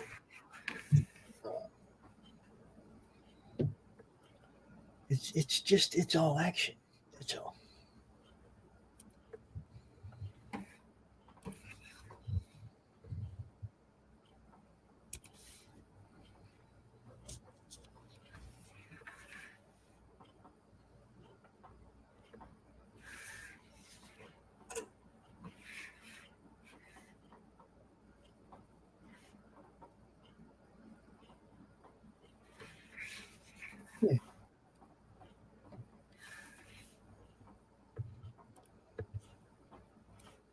I was just looking at the latest cover for the Flip City magazine, issue 20.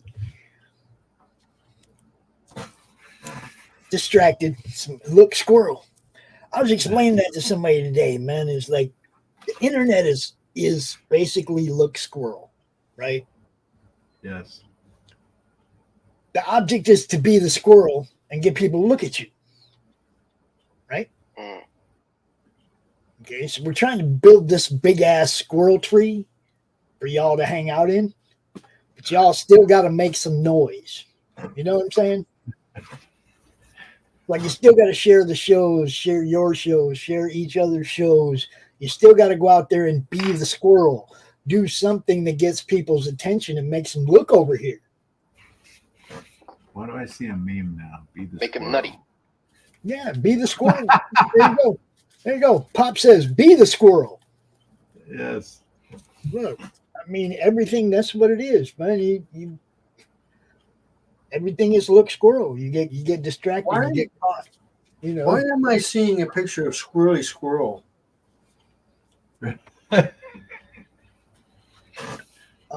No, it would probably be Rocky if I was going to think of a squirrel. No, Scary Squirrel is better. I like Rocky and Bullwinkle. I like Rocky. Yeah. He's got his little goggles. He can fly and shit. Come on, man. I want you to pull a rabbit out of my hat. Oh man, I remember the time when I used to watch Atlanta Braves. And there's that squirrel showed up in the middle of the field. Yeah. Now, see, After in the Little League, commercial. if the squirrel got on the field, you just keep right on playing, right? Nobody cared. Nobody cared. I said, who cares? There's a squirrel on the field. That's a big ass field. There's very little chance the ball's going to go right where he is. Yeah, you know what usually happens? The ball goes right where he's at. No, they take 15 minutes trying to get 6 people to chase an animal off a field. Yeah. Cats, I've seen, you know. And one- Yeah, the cats the ones I've always seen. It's like you get cats out there. Yeah. I mean, just leave the cat alone. Play game, play ball. You know. I mean, unless he's between the pitcher and home plate, throw the ball.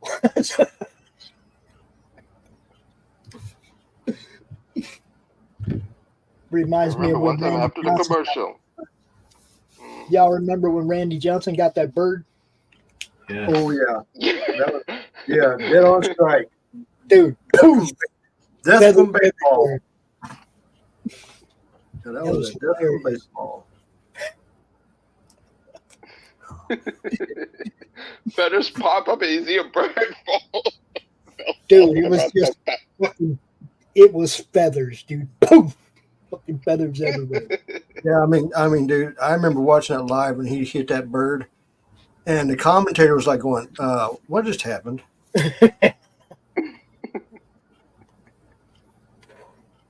Good stuff. Baseball, baby.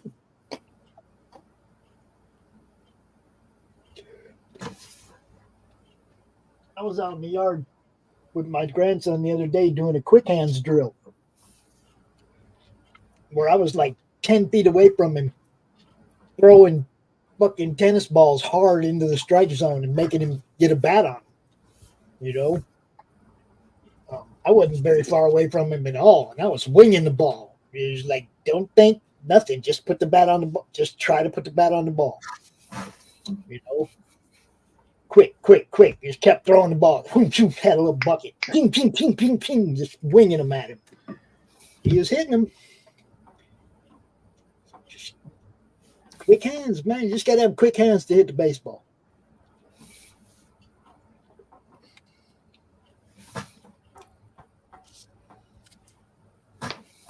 Flaunt it if you got it, Big D.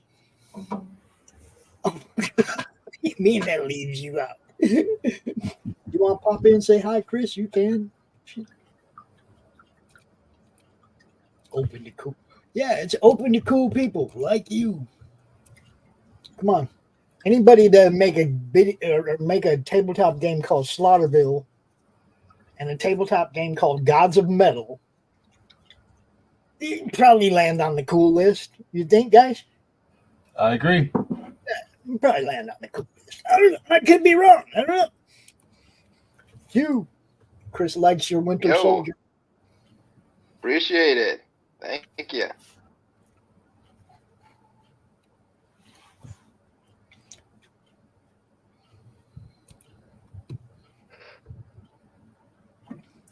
We got a little bit more time here, probably another 20 minutes so. 20 minutes or so before we go and check this one down. But like I said, we got a couple other shows today. Holy crap, it's Sunday. So we got doing the replay of the Ray Haylock interview with John from John's Long Box, 4 o'clock. 8 o'clock, we got Silverline, Silver Sunday. And at 10 o'clock, we have the last, not the last episode of two beards in one comic, but the final episode of this story arc with the Warlock that John and Kelsey Shannon are talking about. So I think it's like the 5th episode in that little story arc, and that'll be on tonight, 10 o'clock on the network. Dude, it's always good to see you, Omar Glitch, man. You're always welcome to pop in, dude. Always. I like seeing people pop in that actually drop links in the chat because that's the whole purpose of this, you know. Somebody might not be here long, but if we're long enough to catch somebody's link, they might click on it. You never know. You know. Hey, I listened to that interview that Flip City did. James Corbett. Yes. That was pretty good. Yes. I highly recommend if somebody or anybody going and watching that video. That's what I say. Yeah. If you have a podcast, if you aspire to do any kind of social media stuff, you need to go read that interview or watch that interview. I read it in the book Flip City 18. Mm-hmm. I actually read the interview. I didn't know that she had done an episode or that it was the transcript from an episode. Right. I found that out. I was like, oh shit, we're playing that, you know. And yeah, Kitty is amazing, really cool. I'm really glad that we have an associate sponsorship with them. Fun people, man, you know. It's amazing how inks can turn good pencils into even better art. Always loved Ernie Chan's work. This, yeah, Levi's killing this right here, man. The bat is coming to life right there.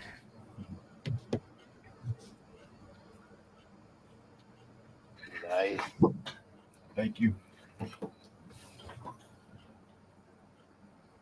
We have this awesome view of Big D's ear.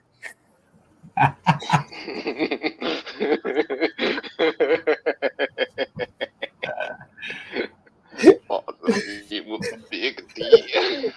Big D.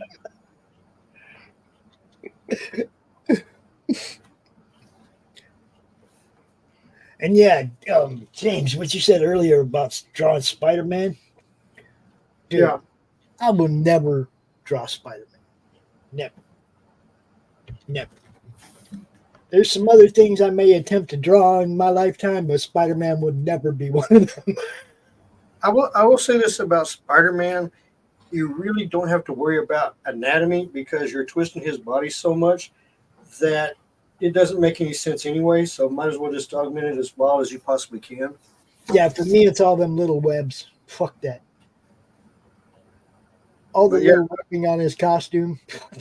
Yeah. Well, the thing about it is, I was watching a draw stream by McFarlane, and he showed how to do the mask and how he does it. And I was like, that has got to be the easiest damn thing I've ever seen in my life. I was like overthinking it. And when I saw him do it, I was like, oh, okay. And it's just so much easier once you see the trick to it. And I was like, wow. You know, it was not what I was expecting, but when I tried it, I was like, oh, this works really well. Because I didn't like drawing Spider-Man because of the mask and all these webs and stuff. But once I saw that trick, it made it a lot easier for me to draw him.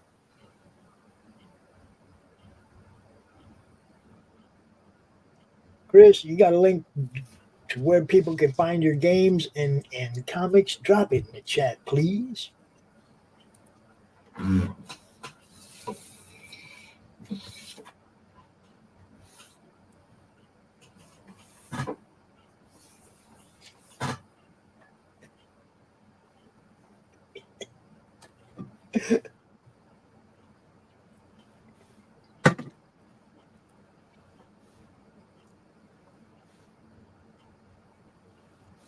Yeah, this one is good. I like this Spidey and his amazing friends and others. And, yeah, and others. And others. It would have been cool if he'd have done that as a versus. Spider-Man and his amazing friends versus Wolverine and Deadpool. It's kind of hard to do that because Iceman and Firestar are, Iceman's like one of the original X-Men.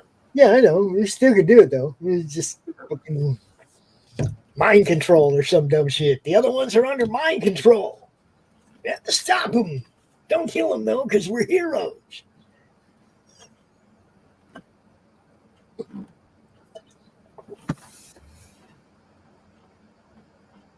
You accidentally punched one of their heads off. They're LMDs now.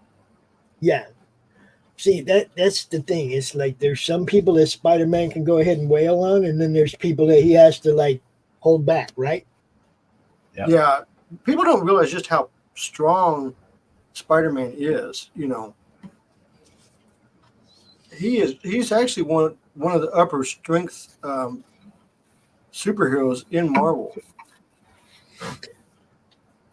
I just know that there's this one comic where Spider-Man gets in a duke out with Firelord. Now, Firelord used to be one of the heralds of Galactus. Even though he's not a herald anymore, he's still pretty fucking badass, right? So him and Spider-Man get a little duke out, right? And dude does something that really pisses Spidey off. Spidey beats him down. Spidey's like just beating him down, right? Well, when the fight starts, the Avengers are in the Avengers mansion and they're like, see it on the screen. And they're like, oh crap, we better go help Spider-Man. Right? Yeah. And then when they get there, it's like, oh crap, stop Spider-Man. Yeah. When they get there, Spider-Man's beating Firelord into the ground and they're like, oh shit, we better pull Spider-Man off of him. No, the one that always got me, and this one, Hulk had pissed off Spider-Man. And he hauled off and hit him so hard that he puts Hulk into orbit.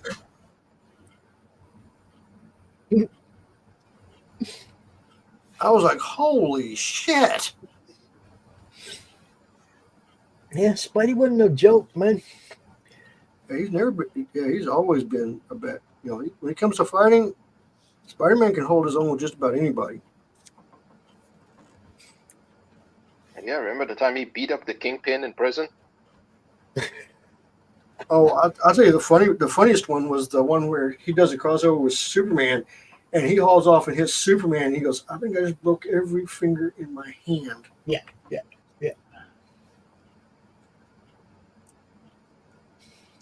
Oh, now look, they're upgrading you, James. They give you the upgrade. Oh, what did I get upgraded to now?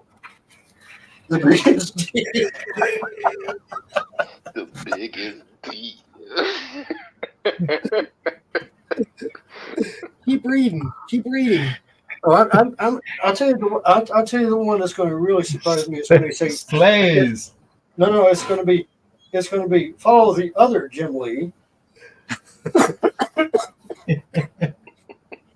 Follow James the Biggest D. Lee on X for his latest conquest of art skills. The Big D slays the puss.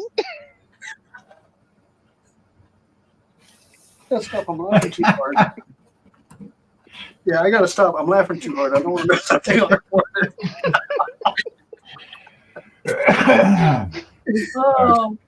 Oh, sweet. Oh man! Thank you guys all for the compliments. That means a lot. Thank you guys. Really do appreciate it. Really do appreciate it. Oh. Check out the other one, Pops. What? Homer Glitch says another one for Levi. Oh no! Jeez, oh god. Okay, they're on a roll now. Chicken news. Oh come on! Thanks for posting the links. Yes, thanks guys. Really, We have one queue that we have here that we've always had in the studio here, you know, in case you ever missed this one.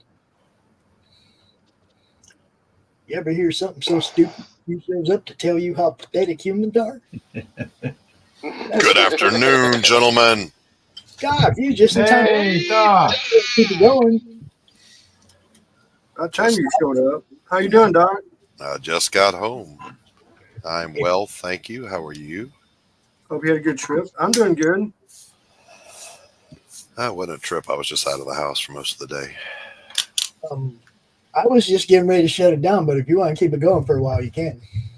Well, I mean we don't have no show offs today, so I'm up for anything you guys want to do. I can go longer.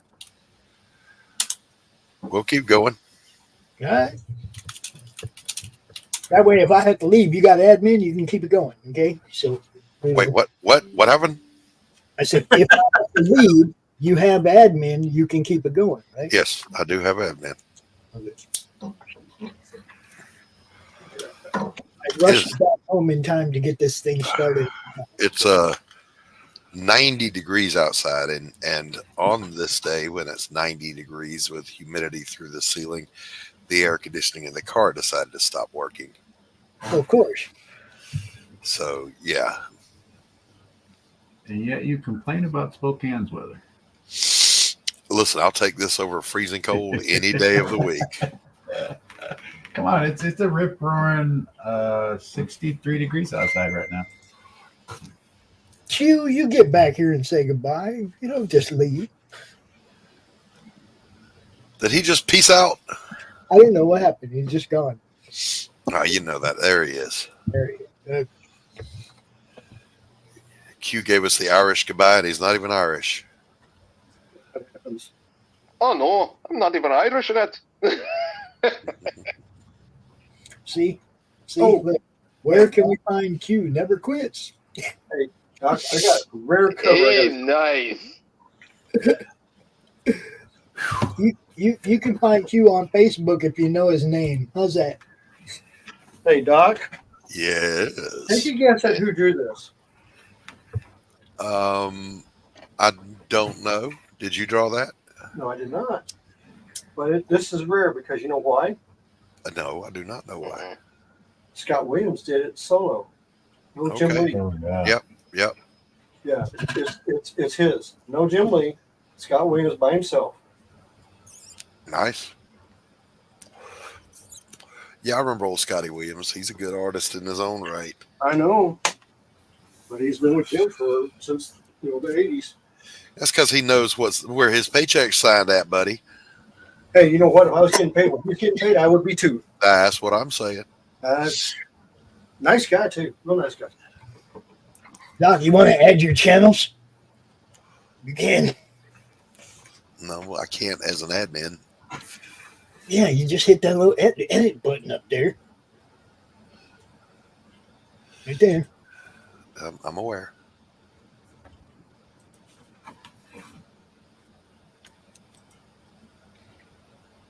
Yeah. See? There we go. Oh. There we go. Welcome, everybody, on Doc's channels. That's a great shot of the back of James's ear. I know. We love his ear. We've been looking at his ear a lot today. It's just hard to show. It's hard to, go small. I'll tell you what. Hold on. I can fix this real quick. Big D blog thing.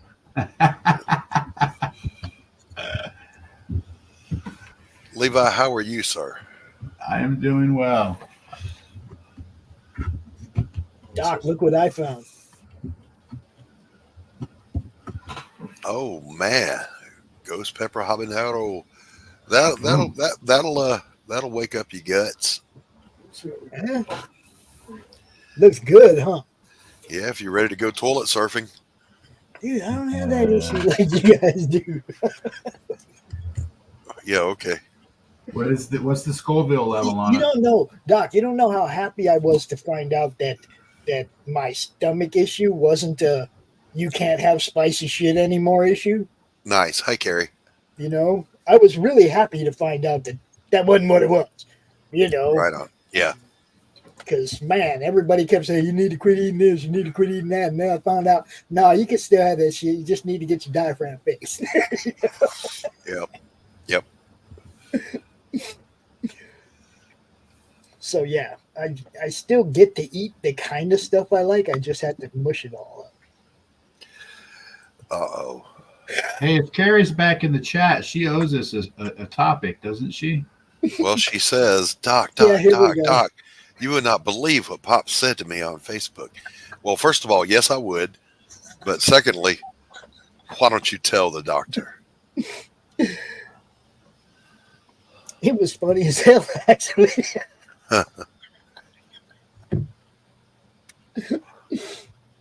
You know me, Doc. I try to be nice. There's that word, try. I try really hard to be nice. You know. Do or do not. There is no try. And sometimes, you know, you got to call it like you see it, right? Right? Yes.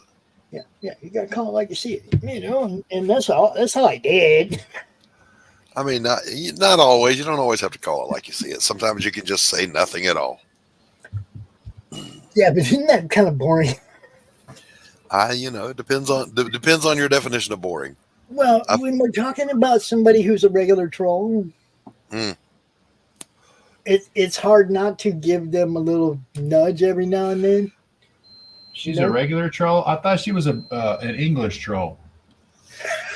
Carrie's not a troll. Carrie works very hard at not being a trollish troll. What? Okay. She's not a troll of any sort. She's she's a valued member of the chat. Well, that's what I thought. That's why I'm a little lost. You know, I have had 3 strokes. So there's my excuse. My brain's mushy. She showed she showed a plus size lady wearing some denim shorts. I feel sorry for denim. And I did not suggest she should wear a pair. I said she would rock those. Okay. That's what I said. Well, now, how would you know, Pops? Because of the way she responded to them, the way she was talking about, come on, Carrie, you'd rock those. That's what she said. They was not shorts. They were Daisy Dukes. Like, you know. So they were like the little denim. Plus size Daisy Dukes. You know what I'm saying? It looks like a loincloth kind of. That's just, that's. I don't need to think about that, please. Those are conversations I don't enter into. You see, she's bringing it to the show. Though. I got nothing for that. Nothing. She's been waiting the whole show for you to get here so she can bring that up. It's just hot as hell in here. I'm sorry, Doc. What's the temperature? We're talking about 70s, 80s? 92 degrees Fahrenheit when I rolled in the driveway with 90% humidity. Okay, you're wrong, so sit there in your wrongness and be wrong. So I seen a video this morning of Lizzo reacting to the Lizzo. Oh, I saw that too. That was stupid. Oh, they just went to everything. Hold up. Wait. Before you even start on that, she said something about those guys in Colorado should know about her, and those guys don't even live in Colorado. They're from Canada. I know. So did you see her reaction to that You're video? up, I have no idea. I have no idea what we're talking about. Okay, I don't want to. What's up, Kirby? What's up? South Park went after Lizzo, Doc. What's up, Cap? Well, good. They should. And her reaction was to own it and then say, those boys in Colorado ought to know what I'm about. And it's like, are you serious? Well, here's the thing. Did you see the picture of her wearing the infield tarp from Wrigley Field? The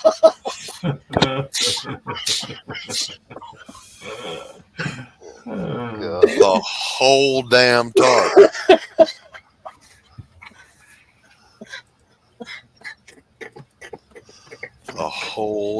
The bitch slid into first and got tangled up in the shit. And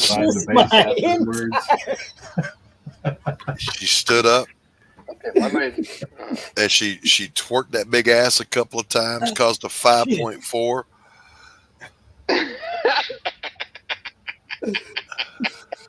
Holy crap! Too fucking funny, guys. Woo.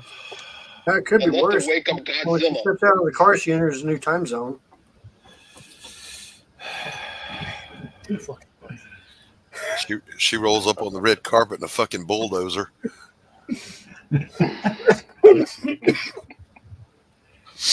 Look, that's a match made in heaven right there. Yeah, that dude's nasty too. They Nasty. should put them two should get married, and Greta and David Hogg should get married. If those two things happen, everything would be right in my world.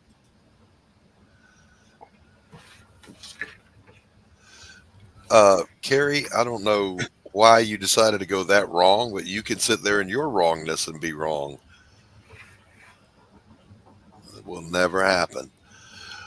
Never. Never. No, Homer, this is one thing that I don't do.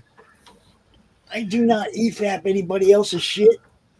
There was a That's right. You video. Go and watch it, make your own opinion. We don't make opinions for people here.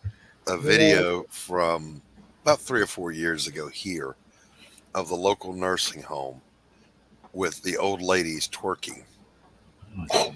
What the hell? They did the thing where they put the Kleenex box on their rump with a bunch of ping pong balls in it strapped around their waist, and they had to shake their booty till the ping pong balls all fell out. And one or two of the old ladies discovered that twerking will get that done. So it was old ladies twerking, and I was like, this is the most wrong thing I've ever seen in my life. Wow. This is Captain says, my comic book ain't got no pictures anymore. Now it's just a book. Now you have to imagine the French face. Well, now you could make it an illustrated novel. You do have enough work for that. I thought somebody was working on that for him. He just decided to go a different way. Scheduling issues. I believe. I don't want to speak for him. Ooh, it's hot. I'm going to go get a cold beverage. I'll be right back. Okay. You go do that, Mr. Doctor. He just said cold beverage. He did not say coffee. Somebody clip that shit. Somebody clip could that be shit. alternative, but Yeah, but he ain't gonna do that because for him it's gotta be hot and black. Is his wife now? Yes, she does. She also likes it that way, as far as I can tell. 360 pages. Holy shit, dude! You break that down into 40 or 50 at a time. Ding, ding, ding, ding. Mr. O'Reilly, I sent you the link. You ain't here. Hush. Thanks, Homer, for dropping some fucking links in the chat and stuff. Always good to see you, bro. Always.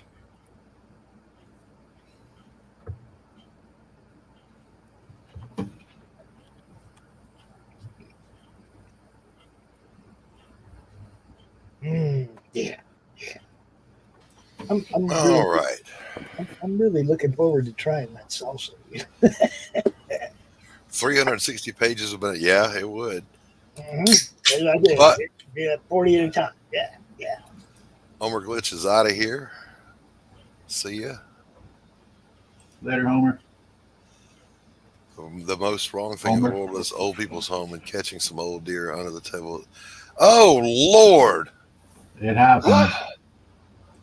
Oh, my goodness. You leave them old people alone to get their freak on. What's wrong with you? What's up, Jim O'Reilly? I'm not, look. Hold up. It ain't like they got a whole lot more shots. Leave them alone. Just look the other way. You didn't even see it, right? I got no zero interest in participating in that conversation. Zero, none. Gary, you just look the other way and let them old people alone. They ain't got a whole lot of time left. Let them Technically, you can't do that. You can't do what? So I worked I did the nursing home thing for a while, and I did in-home care as a nursing assistant. And as long as both parties are You know, it's like, is everybody okay? Yep, okay, everything's great. And you close the door and you walk back out. You just have to make sure that it's consensual. Yeah, Jim, it's not a cover. It's just an interior illustration for the novel, kind of like the old Sherlock Holmes books, Like and an illustration for each little story. Yeah. So, yeah, I sent you the details. I think just 5x7, 300 DPI.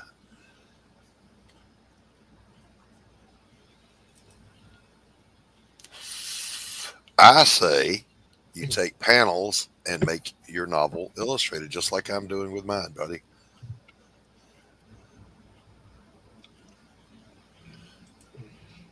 Yep, use them for advertisements, whatever. Everything. Use them for everything. Jim, there's no great rush, buddy. I think we're gonna do a print run starting at the end of this coming week because we're storefront. So we're gonna start fulfilling. We're going to start fulfilling some of the books. We got to look at how much has been deposited and do a print run. We got to do the lettering. We're going to do that Tuesday, but that's on the comic book. On the novella, I've still got 2 scenes that I'm working on, and I'm done with it. Who's lettering your book? Me and Anthony do it together. Happy moment. Yes, I do. We some buddies and I get together and we go to the ceremonies down at the Veterans Park and pay our respects. You're right, Cap. You are very right.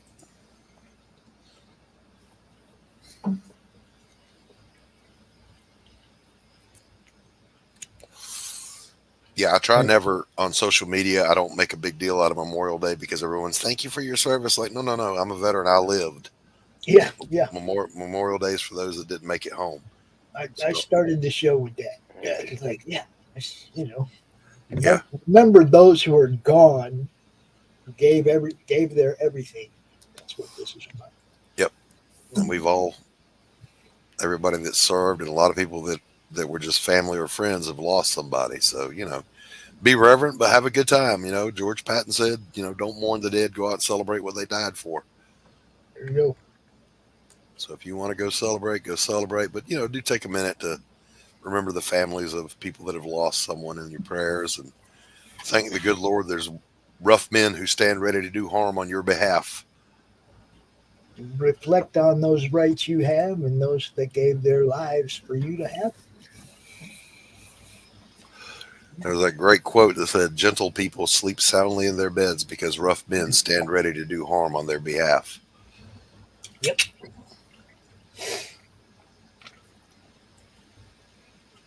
What's going on with this right here? That's a really good face, man. Looks good, Q. Oh. Thanks, Doc. You're welcome, sir. From, what's the name of that? Doc. Doc is my name. Hal Deer, what's up, Hal Deer? Good to see you. I took the inspiration from the face. I took borrow from Kurt Russell from the 80s. Okay.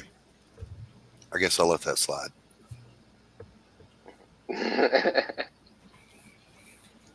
But the body is based on what's the name of the movie again?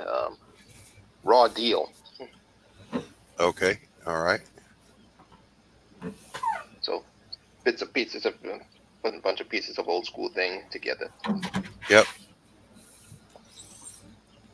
I think I would increase the angle on his chest, his pecs coming out a little bit more.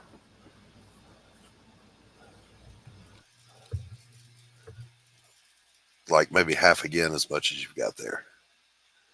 There you go. Right about there. Arc it up. There you go. Now we just got a new subscriber like earlier, and I went and looked at his channel, and he obviously doesn't have a YouTube channel for a channel, but he has a YouTube channel, right? He has 1 subscriber, but dude's wearing a twin shirt. So because he's a homie, what's up, Reedman 22? Welcome to the madness. Yeah, I don't have a lot of love for the Twins. Sorry. Yeah, that's okay. We don't care about the Braves either. They stole a World Series from the Braves. Gary Pendleton absolutely touched third base. That run was legit. Yeah.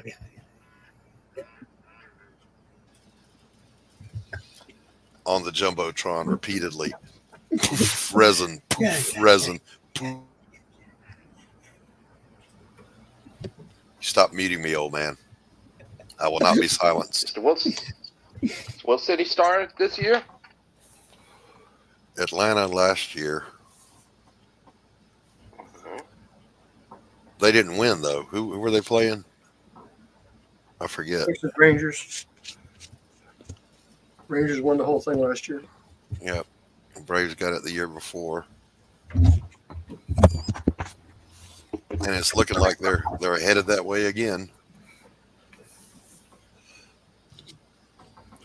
Because them Bravos, man, just telling you.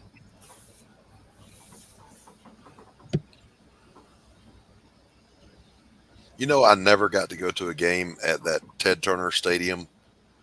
To me, that's still the new stadium. Every Braves game I ever went to was at Atlanta Fulton County Stadium, the launching pad. Like little leaguers could go in there and hit a home run. Went to the old Met Stadium in Bloomington, Minnesota. I never got to go to the Homer Dome or the new one. Just the old Met Stadium. That's now the Mall of America. They built the Mall of America using the superstructure from the stadium. Yeah, I don't know what they're going to do with Turner Field, but I mean, I haven't even looked. But the new Braves Stadium isn't even in Atlanta. It's in Cobb County. Atlanta's in Fulton County. It's funny because you can still go stand at home plate in the Mall of America where the home plate was for Bloomington Stadium, and they never moved home plate. You can still go stand in the batter's box where Harmon Killebrew and Rod Carew, freaking made careers, right? It's pretty awesome. I mean, those are the guys I went to go see when I was a kid. Thanks, Gary. What's up, Gray Wolf?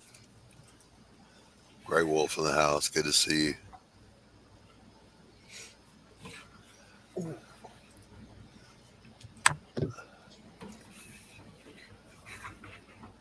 All right. This one's done, so I put this back over here. So you can see it. Let me get back to that tab if I can find it. Very cool. So,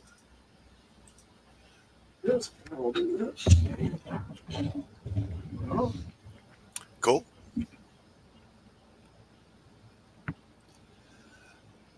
Yeah, I'm sorry I'm not drawing everybody.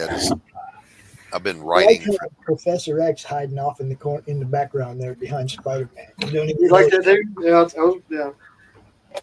I was trying to figure out how I was going to put him in there. I've been writing. So I can get back to my Flash Gordon one now.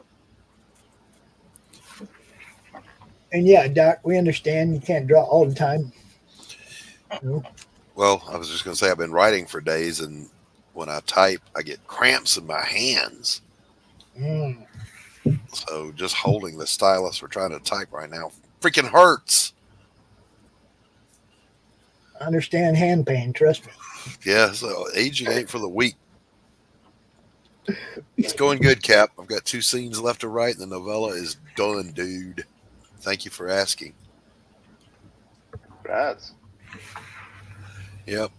So there's a scene, actually 2 scenes already written, and I'm connecting the main body to that scene. And this has been the hardest slogging through of anything I've ever written, trying to connect those 2 scenes.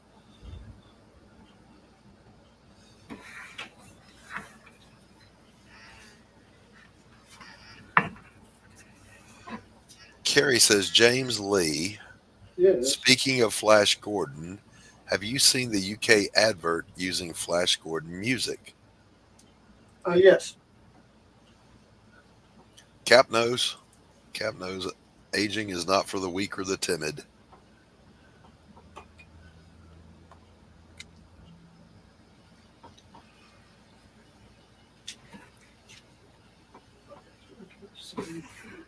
Hey, Pops, did you ever get an email from my writer, Jay? Should be Mia Madro should be under Maya Madro. Are we doxing folks? What's wrong with you? I do not see anything. Sent to your The Pops Van Zant.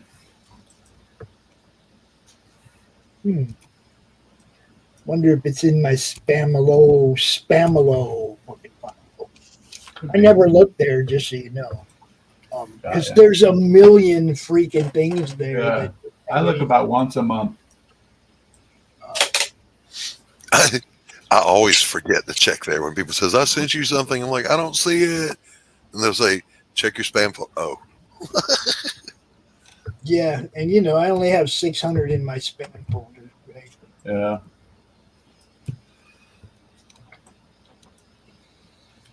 It have an attachment with it. You said to send over the trailer for our comic. Oh, there you go. Yeah, he had the newest trailer. So I just said, hey, email him. That's what I'm talking about. Get it over here. Well, I'm looking through my 600 emails. Yeah, it is on both of the channels. It's on the Galaxy Memorial Park YouTube channel and Jay's sub creator page on YouTube. This sounds like one of the kids is getting a phone call upstairs.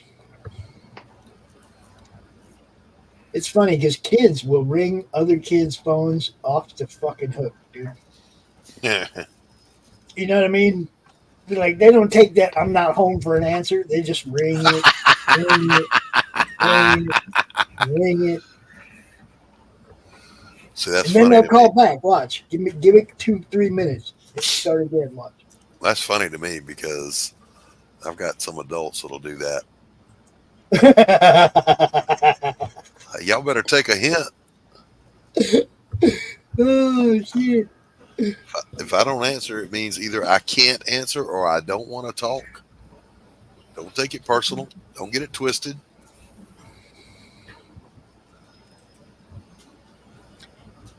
Yeah, I'm way back like days ago, so it's probably. Yeah, he sent it yesterday.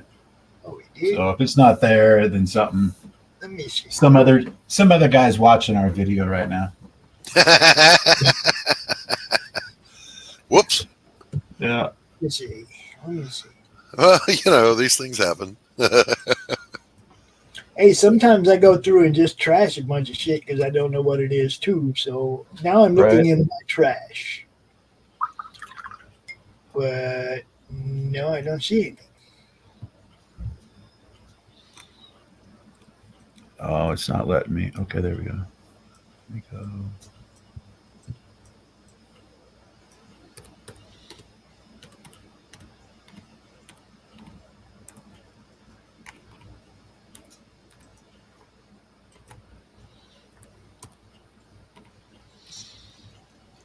Youth is wasted on the young. Yes. It's a pain trying to take 3 or 4 storylines. Yeah, that's what I'm trying to do now. Find a point in the story to come. Yeah.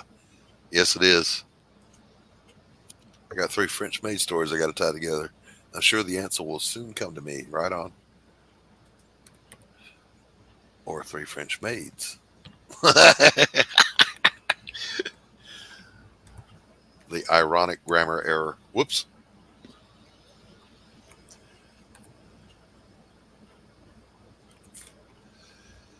Carrie says to you, Pops, I just found the Flash ad with Trump and sent it to you, Pops. It's 35 seconds long. Okay. I'm not going to play it, though. Send it to me. If it's something I like, I'll play it on the coffee shop. I just sent you an email as well from the 3 Skeins. We 3 Skeins of Orientar. Hey, that one I don't mind. Tox it all you want. There's literally 4 skeins, and the 4th skein is a junior in college now. So that's See, how they're. I'm not getting anything. You sure you got the right email address? ThePopsVanZant@gmail. Yeah. Are you spelling Van Zant right or something? I'm wrong or something? I don't know. That's what I'm saying. It's like I'm not getting anything. No new spam. Oh, there. Yeah, this one landed in spam. It says J. Levi. Yeah, that's us. You're not spam. I just reported you as not spam. All right, Carrie. I'll check it out later. Okay. Okay. Now.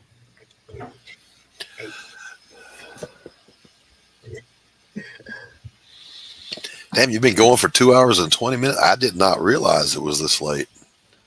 Yeah. I'm definitely going to let it cool down before I go try to cut grass again. That's the wonderful thing about summer. Go out and cut grass at 7:30. You still got an hour. I'll be doing that after the show. Picking up dog poop and mowing the grass. That poop is good mulch. Just run over it. Yeah. It goes in the compost bin, maybe. Come on, it grows good mushrooms in the garden. It is good fertilizer. I'm just not picking it up. Right? No. It does not go in the compost for the garden. I'm joking. Oh, did James leave? Oh, there he is. Hey, James. I'm here. I'm all looking up through the panel, and you're the big ass thing on the panel. I didn't see you. Big D. Big. Yeah, I hear you. Gray Wolf.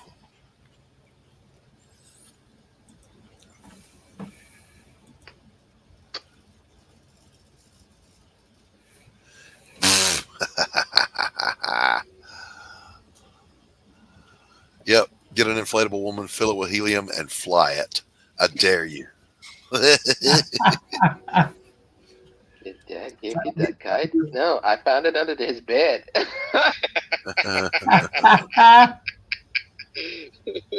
Good one.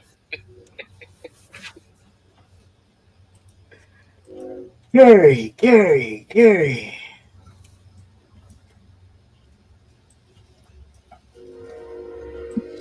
Train. That's my house. I love the sound of trains. My grandma had a train track. West Virginia. When I was a little kid, went to grandma's house. She had a train track across the street. There's an active rail line not far from me, but it's outside the valley, so it's a little hard to hear. But on the days that you can, it's peaceful. I love it. And nobody beats the Ritz.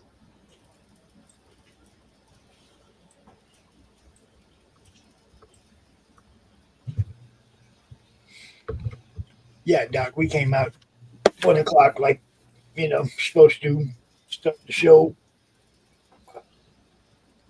I got here in time, so we started on time. Well, I'm glad you made it. But yeah, had to run through the store really fast this morning for all my liquid needs.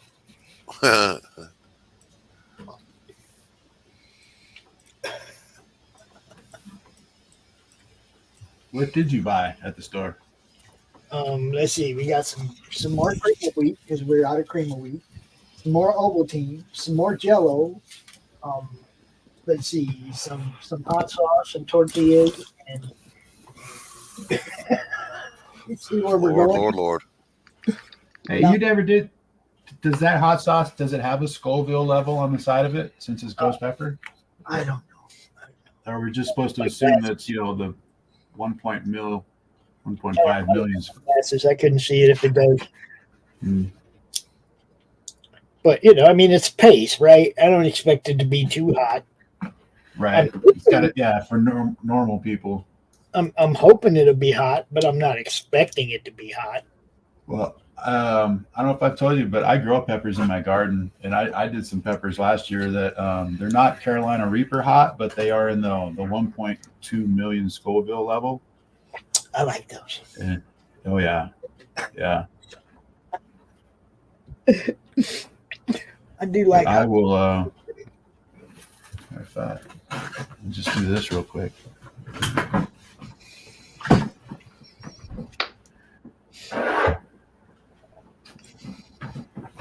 Right here. This stuff right here. It looks like my weed jar. Oh. Oh no, dude. You do not smell this stuff right here. This is basically every pepper that I grew in my garden last year. I couldn't tell you the combination. I couldn't tell you the recipe. But this is probably, well, it's over 1 million Scoville levels. So I took it, I freeze dried the peppers, and then I powdered them. And when I divvy this out to people, I always tell them, don't smell it. And the very first thing they always do is go like this. And I'm like, no, you don't realize this is the base ingredients for pepper spray. Like add some oil to this and you have pepper spray. So do not smell it. Yeah, but you just take a little spoonful of this and just sprinkle it on whatever you want, man. This is the shit right here, dude. It cracks me up. It's like we grow the peppers here too, right? But I make sure that we grow the jalapenos really close to the habaneros. Oh, we get the hottest jalapenos you can imagine, dude. Oh yeah. Yeah. I mean, they still got the jalapeno flavor, the hottest jalapenos I've ever had. Right.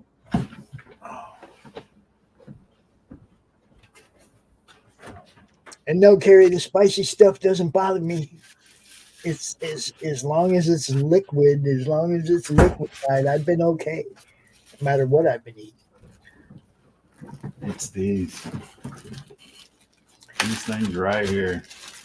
I forget what they're called. I just named them, butthole Burnio. I do not know what they're called, but yeah, you can see the last of the stash where it's kind of like, okay, that's probably like one plant's worth right there. That's what I got off the one plant. So don't touch your eyeball now. Oh, don't touch your eyeball after that, buddy. No, hell no. Yeah. Carrie, why does it have to go in the pants? Why? Why? Why do you have to assume everybody's going to go straight to the pants after touching the hot pepper? No, I will That's not. even worse. Yeah. Is it? Look what else she said. This is even worse. No. Oh, wait. Oh, that would, you wouldn't sit down for like a week. There you go. Those are ghost peppers. That's it. That's it right there. That's the name. That's why I call it the butt burner, because it's the BHUT ones. Yeah. Yeah. See, that's what they say. That's what they say we got in this here. Gray Wolf got it. Thank you, man. That's what they say we got in this here paste right here. Ghost peppers and habanero. Okay. So we're gonna find out. We're gonna find out if it's any good. Why don't we find out live?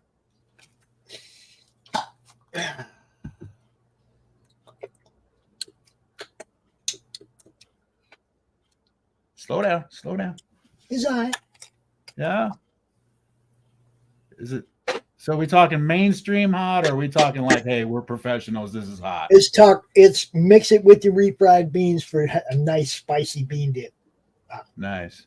But it's not. Okay. My asshole's gonna burn out hot. Right. It's gonna flush my system, definitely. It's all right though. It's tasty. It tastes good. I like it. Nice. Yeah.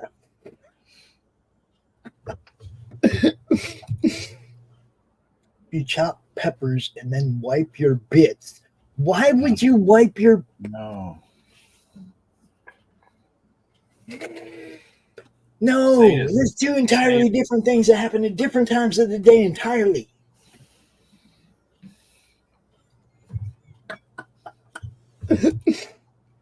Levi's response about recovery time tells us all so much about Levi. His wife must be kinky too. What the hell? What? Carrie!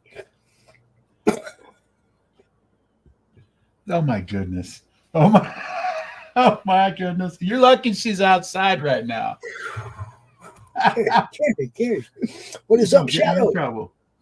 Shadow, you just missed it, man. It was like 30 seconds ago we gave it the taste test. It's all right. It's not. Of course, ain't much that I found that is that way.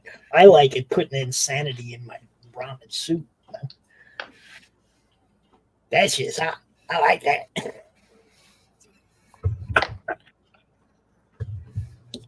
Yeah.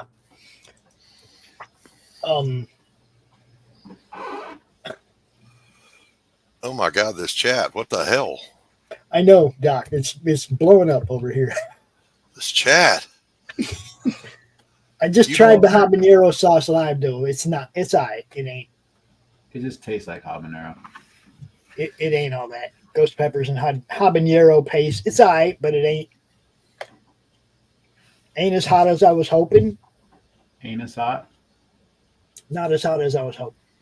Ain't as hot? Ooh. Ain't that hot. Ain't that hot. No. Grey Wolf says a drunk neighbor found out I was growing habaneros, and he went home, ate one, took a big sip of whiskey, wiped his mouth, then rubbed his eyes. Oh. No. No. God damn. Yeah, how dear. Listen, that's unfortunate. Ass blaster hot sauce. It comes in a wooden outhouse box. Hot pepper with alcohol. Look, no. Listen, I like hot sauce. I like hot peppers, but there's a limit. Okay, when there's not even flavor involved anymore, just torture. No, thank you. No, thank you. That's what I'm saying. The paste tastes like paste. It's just a little hotter than normal paste, right? Yeah. It's paste hot sauce, basically. I've had Carolina Reapers, I've had Scorpions, I've had Ghost Chilies. They're all hot as shit. But I think the hottest one was a ghost pepper that my friend grew out in Arizona, and it was just a little bitty one, little red thing, and Lord help. I think the hottest ones I had were also grown in Arizona, to tell you the truth. I shared that one with my buddies at work, and one of the guys was a complete wuss. He went running down the hall screaming to the bathroom to rinse his mouth out with water. Screaming, "You poisoned me! You poisoned me!" Oh yeah, look. Oh, that looks great. That looks great, Levi. Thank you. Awesome stuff. That's why we're here. Right there. Yeah. So he was a big old wuss. Yeah, he was. Hail, Shadowhawk. What's up, brother? What's up, Shadowhawk? What's up, Shadowhawk? Yeah. He couldn't hang. Now the other guy, he was so short he was almost dwarfish, like legally, medically dwarfish. Little bitty guy, and he's cockeyed. His name was Harold, and Harold bit down on that thing and looked me dead in the eye with one of his eyes. The other eye was looking somewhere else, and he turned as red as a stop sign, and big old fat drops of sweat broke out on his forehead, and he went, "Hey, that's a bit warm."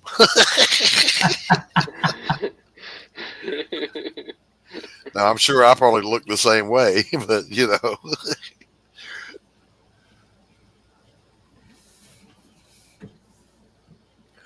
That's a bit warm. It is a bit warm. Told you them kids were going to call back in 5 minutes. And let it ring again forever. Told you. Tell you what, when I start my book campaign, I'm gonna have that as a $20,000 stretch goal. I will eat one of those peppers live. At 20,000. At 20,000.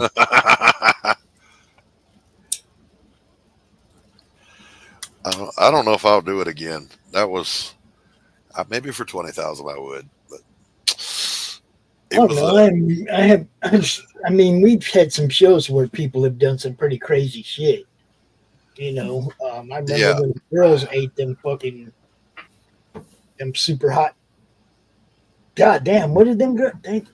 Those chips? Just eating? No, they were eating peppers, dude, ghost peppers or something.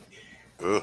And they like one had eaten 9 of them and one had eaten 7 or something. It was like, Lord help! Yeah, dude, it was crazy.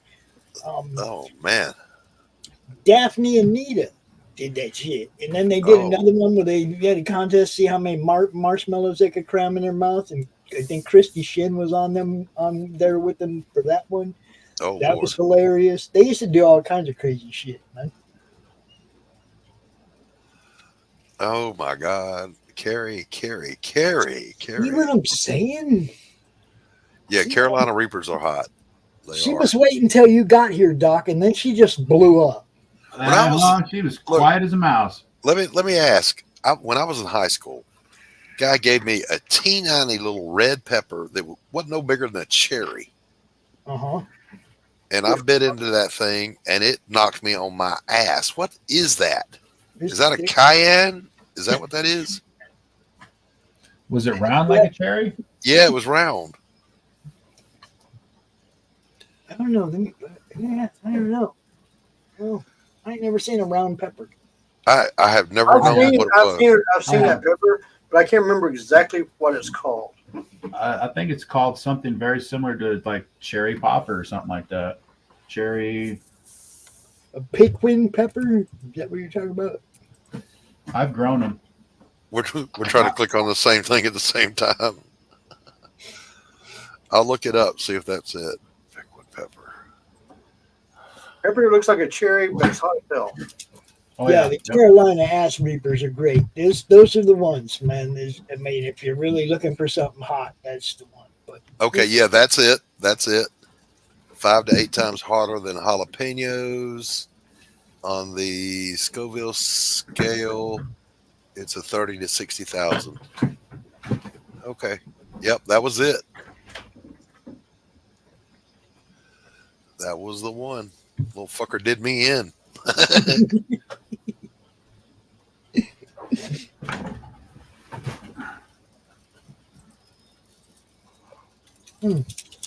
Hold up. What do we got here? What? Who's them? Those, Doc? Those ones? Well, wait a minute. Let me get back to you. Yep, there him is. Yep. That's them. I'll never do it again. Thank you. So, according to Google, Pepper X is the hottest pepper at 2,693,000 Scoville. Carolina Reaper is next at 2,200,000. The Moringa Scorpion at 2 million and change. And then there's Pot Dula and Pot Primo. And then the Scorpion at 1.4 million. So Ghost Pepper's not even on there.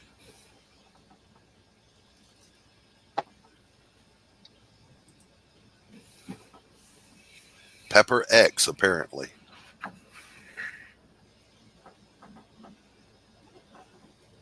Both of them bred by somebody named Curry.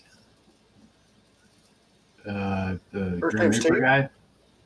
I don't know. First name Steve. What happened? I said, I guess his first name is Steve. I don't even know what that means. You don't know who Stephen Curry is? I might, but the context is eluding me. Oh. What exactly do you want me to give you, Carrie? What are you asking for here?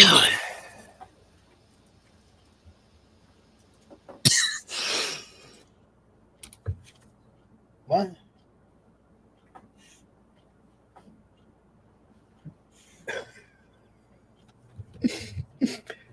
Tanner isn't here. Stephen B isn't here. I don't got no man flesh for you today, Carrie. Sorry.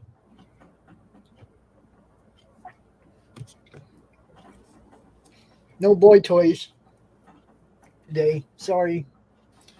Levi's kind of man pretty. Yeah, he's lumberjack pretty though.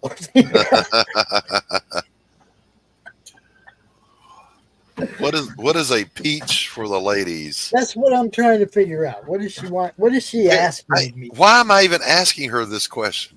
You see. I already provided Pops Levi's little peachy tush every time he goes to get. Oh, she's watching your tushy, Pops. Oh, she's watching Levi's tush. Every time he goes to get something, she says. Oh. I go off to the side and back. You don't get to see that. Let's not have this conversation, Carrie. Jeez. Hey, guess what? We're getting a storm, Doc. You're doing what to who? We're getting a storm. Okay. Oh, you can have them. We had last night. Oh my God. Dude, tornadoes landing up over by here like not long ago, and again, I guess. I don't know. I was trying to tell everybody I was watching long-term meteorology forecasts, and they said from the National Weather Service and from NORA that Tornado Alley is moving eastward and southeastward. I'll be honest with you. After last night, you guys can have them. That one that hit where I'm at, just north of me, we had an F. I think you said it's either a 3 or a 4. Do a direct hit at a truck stop. Yeah, it was an F3 that hit us. Well, I mean, it hit the truck stop and it obliterated the truck stop. I think the last number was there was 8 dead and 300 wounded. Yeah. Man. So yeah, I mean, I know where the truck stop's at, and they were showing pictures of it. There's nothing left of the truck stop. I'm sure. They got semis all over the place. I mean, it just tore everything. Now, I'm given to understand from a former over-the-road trucker that I know that most of the truck stops in Tornado Alley have a basement shelter for truckers. The thing was, they didn't have warning. Yeah. It was at night and it was rain wrapped. Yeah. So you don't, at 10 o'clock at night, you're not expecting anything. So nobody's paying attention, and wallop. Yeah. I mean, I'm not saying it doesn't happen. I'm just saying, I hope that at least someone was able to avail themselves of some safety, because that's rough. That one that got us was an F3, and we were blessed where I am literally just my house and my neighbor's house, because apparently it was starting to raise up as it went over us. But at the halfway up the hill coming out of the valley, that lady's house just got demolished. And it hit Hobby Lobby took a direct hit. It wiped it out. And they just reopened. Yeah. So we've had last 4 days between where I'm at and just the other side of Abilene has been nothing but Tornado Alley every day. Yeah, I've been watching Ryan Hall, y'all. Yeah, I get it that it's happening more in the south and the southeast, but it's happening more up here too, way above fucking Tornado Alley. Yes. Well, the thing about it is everybody's talking about how bad this was, but if you go back and look, that 14-15 year, that was a bad year. That was the worst year of any year ever. They had 82 tornadoes touch down in the United States in one day. Mm-hmm. There's a channel on YouTube, boys and girls, called Ryan Hall, y'all, and he does minute by minute up to date weather during severe weather outbreaks, and he was faster than the National Weather Service in alerting us to the tornado. Yeah, if you watch his show, you'll see him say, okay, we've got one here that looks like it's producing a tornado, blah, blah, blah. And then a minute or two later, you hear, dude, the National Weather Service has issued a tornado warning. He's faster than they are. Yeah, watching and the show. yeah, here we have the Texas Storm Chasers, and they have their meteorologists are like real quick. I know the other day they were looking at the radar and they were like going, and he called the National Weather Service and he said, "Hey, it looks like we have a tornado down. Radar showing speeds and have a debris field." And I kid you not, 2 minutes later they issued the warnings and everything. Mm-hmm. Yeah. And these guys, we have a lot of good guys that are now taking real, looking at weather and everything for everybody. Mm-hmm. And they do yeah. Texas. Yeah, I highly recommend that channel. He also raises hundreds of thousands of dollars and goes out and does relief after the event. Yeah. So good channel. Ryan Hall, y'all, is the name of the channel. Yeah, I know who Ryan Hall is. Well, I'm talking to everybody who's watching. Well worth subscribing to. Well worth following. He's got storm chasers out. Excuse me. He's got a meteorologist on staff with him. Isn't he a meteorologist himself? I don't know that he is, but I don't know. I know that Andy is. Because I know the guys at Texas Storm Chasers, they're all meteorologists. Yeah. And they've got, the setup they've got is incredible. They've got, it's basically one big room with like 25 monitors. Yeah, that's what this looks like. It's like Mission Control. Yeah, exactly. And I mean, it's just everywhere. And I've seen the main one at DFW Airport, the IOC office. Mm-hmm. And those, I mean, the weather screens are 8 feet tall. Wow. Carol, we were just waiting for you to show up. The table's been flipped. She already came in flipping tables, that bitch. You just did, Carol. There it is. You just did. You're the one we were waiting for. Yep. We were waiting for you, Carol.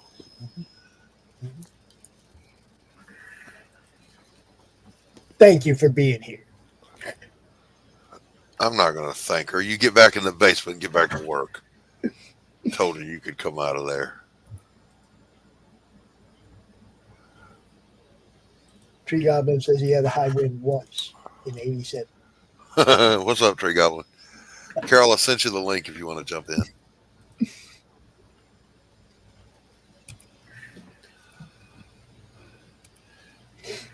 Yeah, but you also had a clear sky back in 87, I think. Didn't you, Tree Goblin? For a minute. Where's Tree at? England. Oh, gosh. Tree, you're in are you in Wales? Am I remembering correctly? Or South London or South England?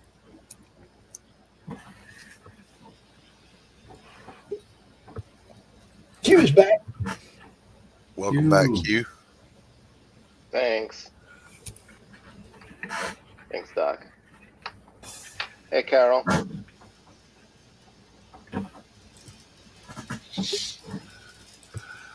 Labracadabrador. Labracadabrador. What's up, Winch? What's up, Winch? Hello. What is new? Abracadabra. Well, that's good, Tree Goblin. I don't know where Bristol is. I think that's southeast, right?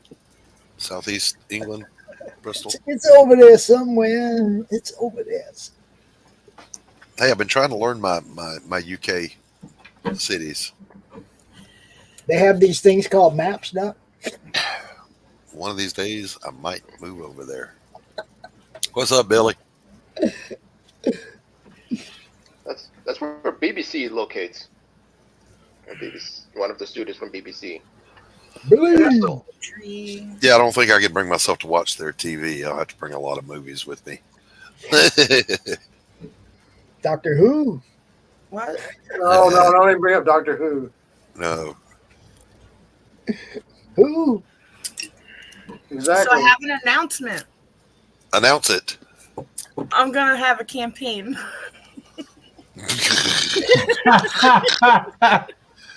For my 4-page book.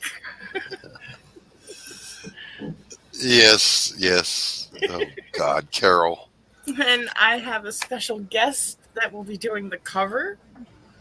Uh The Quaff will be doing the cover.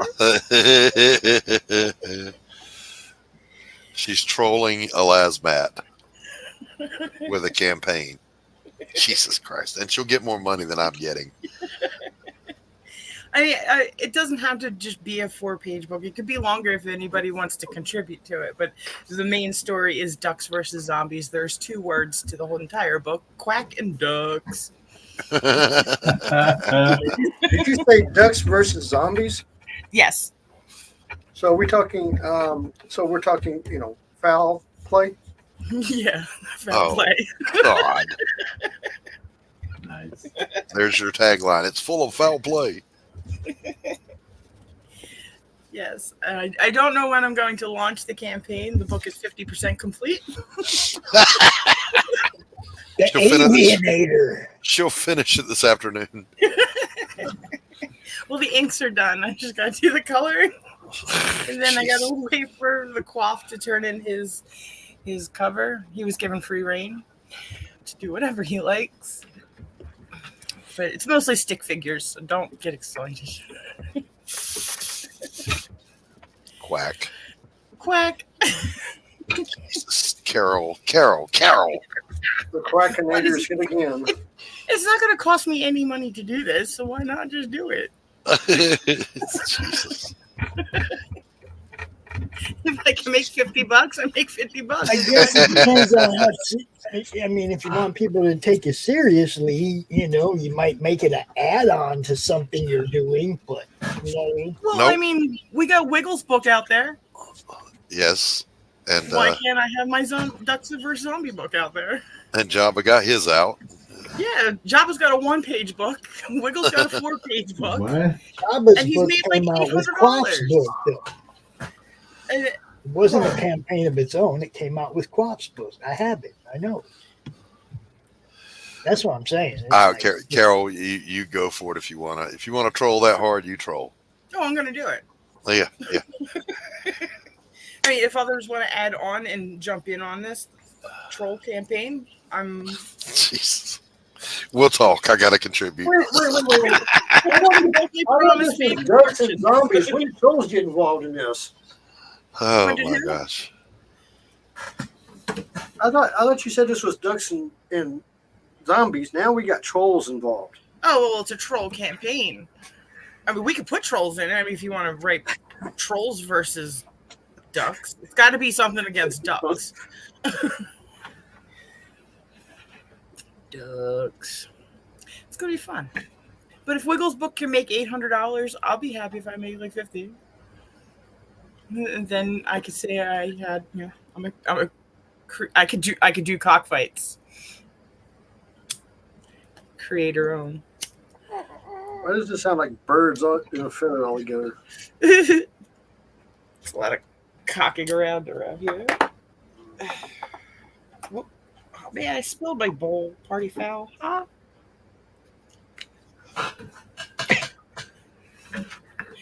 So, are you drawing, Q? Hey, what am I drawing? Winter Soldier. Okay. Looks cool. Thank you.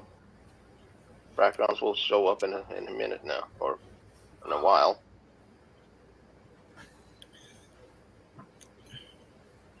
And I'm just doing the details with his arms, shadows, things like that.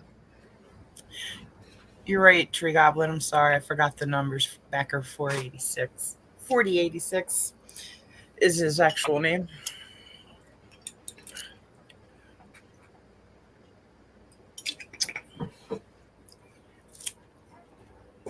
It was crazy when he got that refund. You guys wonder what happened to the last one? Let's see the last drawing. The ghost fight. There you go. Cool.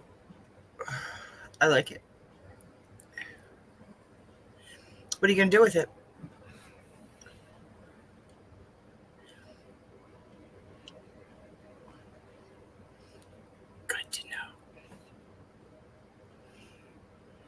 All right, why is nobody else talking?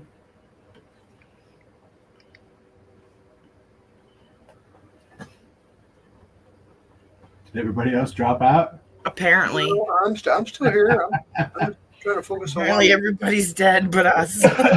I'm focusing on what I'm working on, so I'm almost done. Draw talk card. This only took me a week to do. Only a week? Well, there's a lot involved in this one.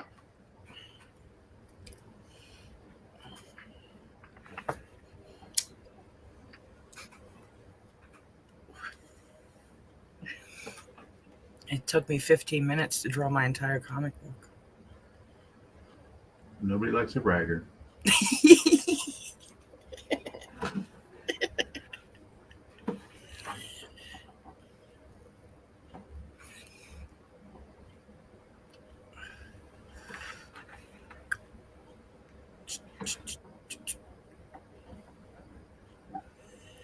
Boy, we really have hit some dead air here, huh? Yeah. Well, I'm busy smoking a bowl, so I'm sorry. Yeah, what's the strain? I have no idea. Mountain Man. Mountain Man? Yeah. Let's see here. Mountain Man. Sounds like it's musky. So it's probably on the indica side, maybe. Good for pain. I don't know. I think it turned out pretty good. Yeah. Looking good. Well, I was looking awesome, man. I like the ab work. I just picked up a couple of new flavors. One is called ice cream cake. Yep. And the other is called guava bars. Guava. Yep. Guava. Guava. Quababars. Guava bars. Okay. Okay. The guava bars are really tiny, tight buds, and the little popcorn. The other one is the bigger, more dense buds. You know. Right. But I just went and picked up a little bit this morning because that's it's my medication. It has been forever, and it will continue to be so. Mm-hmm. Because like Robin Williams said, do you guys remember when Robin Williams did Mr. Rogers? No, but I do remember Robin Williams' skit about smoking marijuana. Well, he did a Mr. Rogers skit where he talked about microwaving hamsters and entropy, and then he talked about, here comes the mailman. He's got my package from Frederick's, which I thought was fucking hilarious. He's like, right. Here comes Mr. Postman. He's got my package from Frederick's. Yesterday he brought my package from Columbia. Sometimes that's the only way I can tolerate you little shits.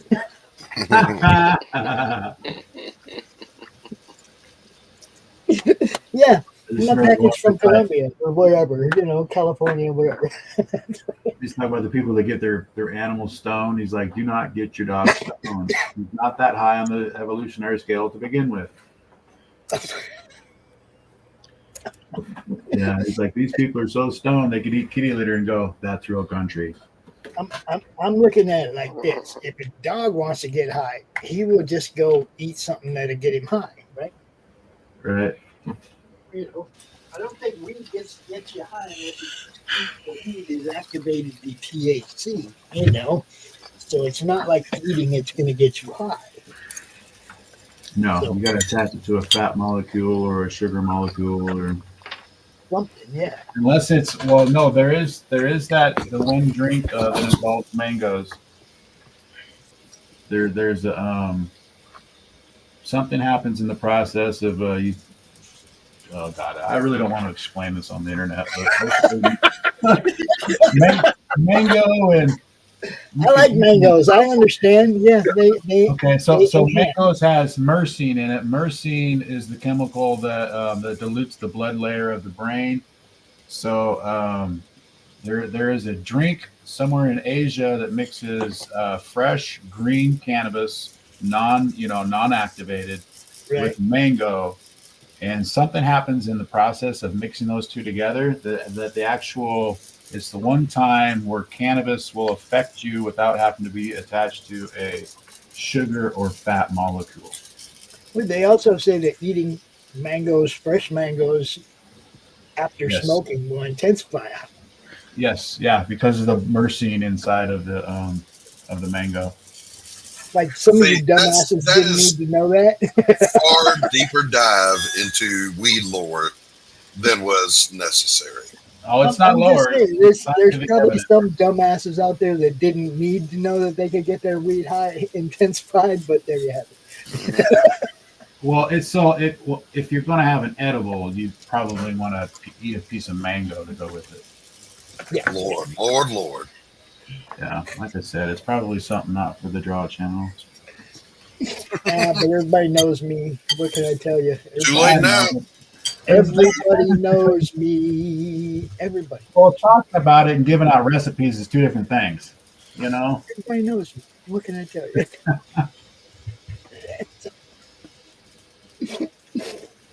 I ain't You've never ever did. seen the documentary, though, about the guy, the Israeli doctor that discovered the endocannabinoid system? It's pretty funny. He talks about what they had to do in order to. He's basically like, so I go to the police department and I'm like, I need cannabis, and they just hand me a plant, and he's like, so I'm riding home on the bus with a plant, right? Uh-huh. Yeah. Let me tell you a little story about our channel, Levi. We have a show and a network show and an associate network, The Dorkening. They have a show called Still Toking, which plays on our show. Those guys are at the Steel City Cannabis Con this week, and we've been playing clips from them all weekend. I watched one of them. I watched one of them. See, people got to take me the way I am, bro. You know. I know. I just don't want to, like get in trouble. Nah, that's what I mean. Just take me the way I am. That's, it's nothing I hide.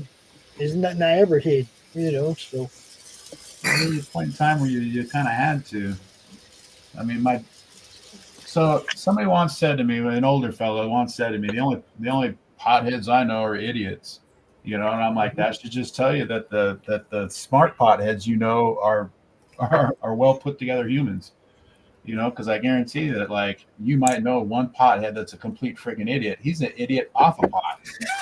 Yeah, he's just an idiot. Pot didn't He's make just an idiot. I guarantee that, like half of your friends that have smoked and they have their stuff completely together. They're functioning. What would you call it, Doc? A functioning addict? It depends on if they're an addict or not. Depending upon, But anyway, they function on a regular level. They have 9-to-5 jobs. They don't. The only thing that bothers me is when people go, "Weed's not addictive." Nothing is addictive. You're either an addict or you're not. You think people are snorting scratch-off tickets? What the fuck is wrong with you? Right. You're either an addict or you're not. Pick your crutch, people. Yeah, I say that a lot. Everybody needs their vice. Everybody, and it doesn't matter what it is, you have one. And so if serial killing was my vice, you'd be okay with it? Well, if that's your vice, that's your vice. Okay. I'm not saying I'm okay with your vice. Yeah, that's just the issue. See, myself, I've been through all kinds of different phases in my life where something was more important to me than everything else.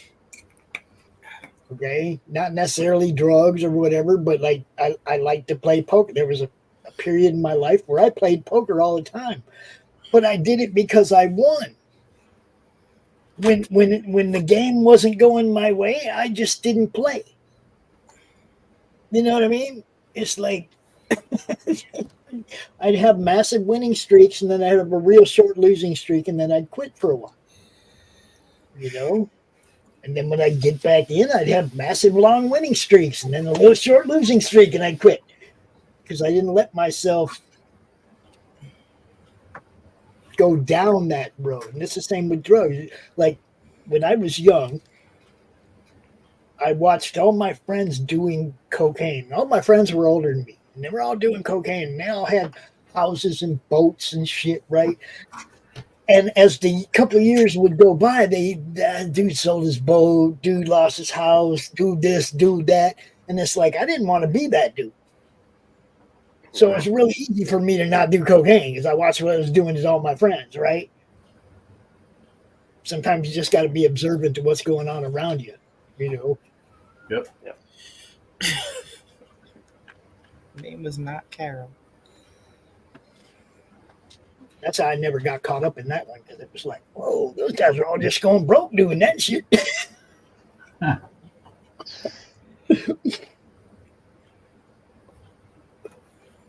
then here I am in comics. Worse than cocaine, people. So, Ain't that right, Doc? Worse than cocaine. Rolling up here in the clown world and shit. You know what I mean?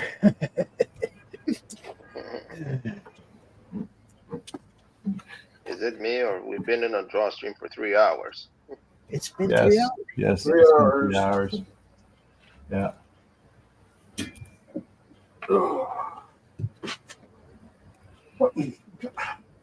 Pops, what is that on your nose? Oh, there was a clown nose, dude. It's Okay. gone. It's gone. now. Clown nose. So every now and then we're in clown world. I have to remind myself. Yeah, see? Comic addiction is bad. Yes, yes. I want that girlfriend. Say what? I got another sketch cover. Haven't started yet, but the book it's attached to. So here's the sketch cover. Okay. Right, 181. Now, before I open it, would you like to guess what Hulk issue this is? It's 181. I can see it. Yeah. Yep. Yep. But it's the reprint, right? Oh, yeah, it's a reprint, but still, you know, if they would put it with a sketch cover, it's pretty cool. Make that money, Marvel. And he's like right off the first page. Make that money, Marvel, off the old shit that was good. Yeah. If you guys just stop printing new stuff and go back and just do reprints, we might buy again. That's what they are doing. They're doing a lot of reprints. Got mine here. Billy said he once had a girlfriend that couldn't be a functional member of society without pot. That shit resembles me right there. So, as an example, this wasn't the only one, but this is kind of what I was talking about. I had a lady come in for an assessment at the felony probation center for substance abuse. Drug of choice was weed, only weed. Working in a job that required her to have a master's degree, which is about a $60,000 to $70,000 worth of education. And she popped dirty on a drug test. They put her on probation, told her don't do it again, and she fucking did it again. So she came into the program. She relapsed twice. You know, that's the definition of addiction, to continue to use in spite of negative consequences. Not what you use. It's, is it causing you negative consequences? Yeah. The guys, the NFL literally only tests one day a year. It's on 420 as a big joke. And yet there's still guys that pee dirty every year in the NFL, even though they know flat out. I'm getting tested on this day. Yep. So, you know, the analogy I've used, people, you know, some of the weed guys will go, weed's not addictive. You can't be addicted to weed. Look, listen, asshole, if I put you on probation and I said, don't wear an orange shirt for the next 6 months or you're going to serve your whole term of 8 years in prison, nobody in their right mind would wear a fucking orange shirt for the next 8 months. I don't even own an orange shirt. That'd be easy. And yet, people with a problem will not only put on the orange shirt, they'll bust up in the probation office wearing the damn thing and go, it's not a problem. They'll take a selfie and put it on Facebook. Yeah.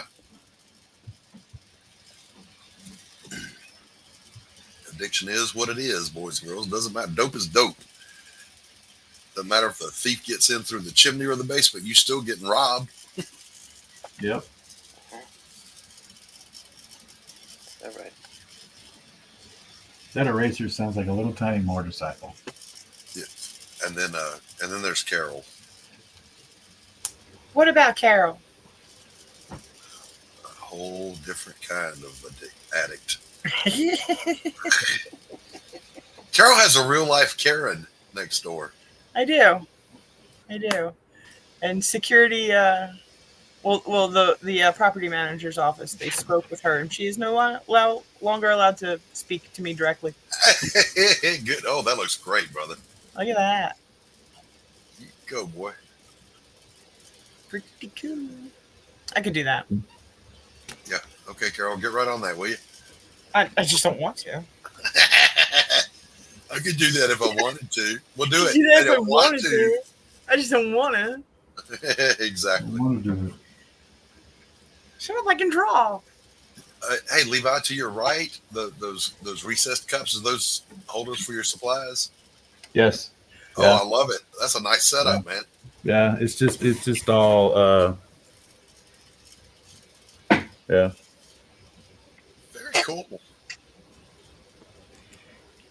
You don't have that on your table, Doc? No, when I'm painting, I have racks of stuff back there, but I'm just doing digital now, so all I got's a drawing tablet. Yeah, I've got built-in sockets and stuff on the side of my table. That came with the table. Yeah, my easel behind me, it's a wraparound. It's a L shape. It I'll show does you real quick. 2 walls. It's custom built, so I can paint up to, I think it's 4 feet tall by 6 feet wide if I wanted to. And show everybody this masterpiece. Over here, Doc. No. Hold on, I'll come around to you. Right on, right on. Carol, you are a sick person. I thought you said it only had 2 words. That has 4 words in it. Well, I mean, it's Same the word same repeated. word. Oh yeah, that's cool. That's very cool. So this I is can like show the page my 2. table, so. Yeah, that's cool. Yeah. So the setup I recommend for everyone painting is, just have an easel, and then if you're using acrylic, get a big ass empty coffee can for your water, not a little jar, so you don't have to look for it while you're painting. You just sploosh, reach down and go. The more time your eyes are up here and not looking around for your water. Plus, if you've got a mason jar or a glass or something, you might take a sip out of it, and it's nasty. You don't want to do that. Who sneezed? Q did. He sneezed himself right off the snotty panel. nose. Q sneezed himself right off the panel. No, Pops sneezed. Oh, Q's still here. Still here. Pop sneezed, and I bless you. Okay, all right. Now we're all clear on the bless you. Carol lied to everybody. Nobody sneezed. Let me sneeze. Liar. Actually, I have to sneeze now. That's what you get for snorting the bowl. I'm not snorting the bowl. Who snorts weed? What kind of weirdo does that? You'd be surprised. Fucking weirdo. I used to know a kid who he sniffed pixie sticks. Oh yeah. That Why are you was trying to be cool? Do a line of colored sugars. I think everybody tried that once. And I knew a kid who also tried to inject Mountain Dew. Did not turn out well for him. Ugh. Ugh. Yeah, I don't. Why in the hell would anybody do that? I knew weird people. Troubled people. If you say so. And that trouble people needs Jesus. Well, I think there was some mental issues within that family. I think his sister was arrested for stalking.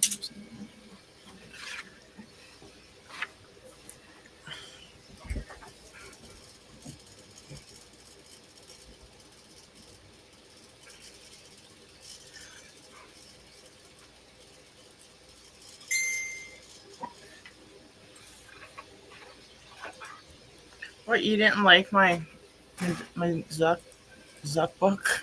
Your Zuck. Zuck you, Carol.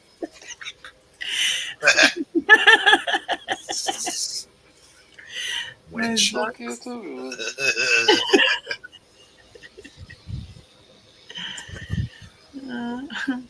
I just got reminded I got to do a quick layout for somebody.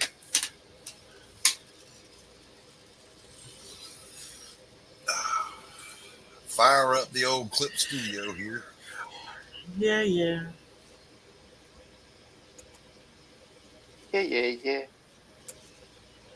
Honeycomb small. Yeah. Yeah. It's not small. It's not. No. No. So that's a big fight. No.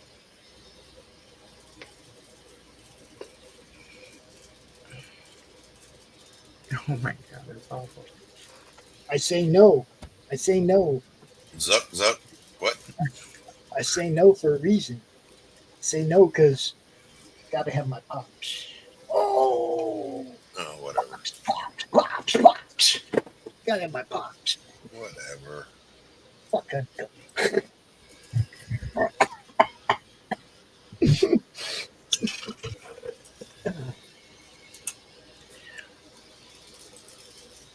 Steve B. Yes.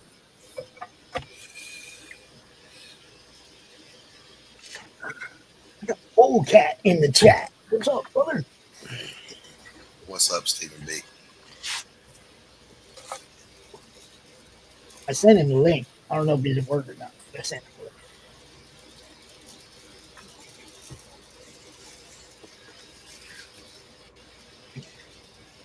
Oh, that copy's a little strong. Woo! Oh, okay. I'd get up again to go warm mine up, but I'm afraid somebody. Here, you looking at your butt? I know. Yeah. She made me feel uncomfortable.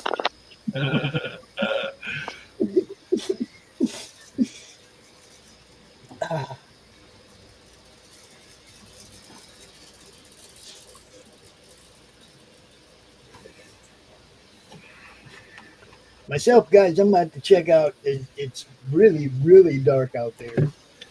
Family all just got home, so Doc, you can go as long as you want. Okay. Well, right on. We if these guys want to keep going, we can. If not, we can wrap it up. It's up to you guys. Whatever. Whatever. I do what I want. I'm gonna wrap it up. Yeah, it's a really good idea to wrap up. So, yes, All right. Let's take it around the room, Pops. James, tell everybody where they can find you. You can find me on Twitter, you can find me on Facebook, and you can find me on Minds, and you can find me here on YouTube. I have my own channel, and you can find me on the Madness Network as well. There you go. Carol. You can't find me anywhere. Don't look for me. I'm not there. Bye.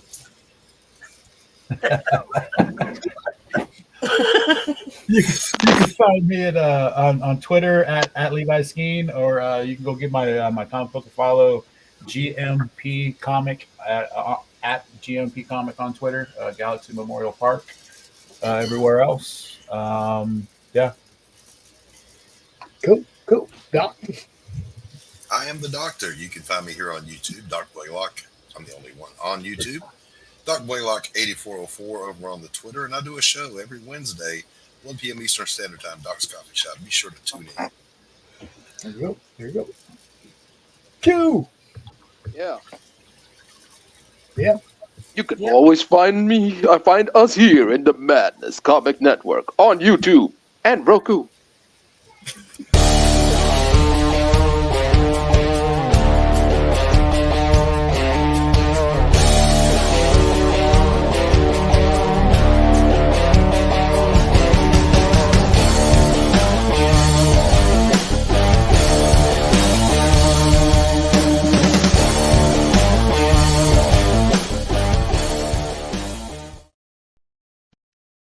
Glamorized and embraced by Hollywood, feared in the underworld, Benjamin Bugsy Siegel was one of the most powerful men in America.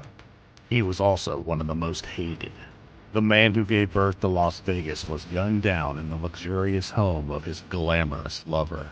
Almost 80 years later, his murder remains unsolved. Who killed Bugsy?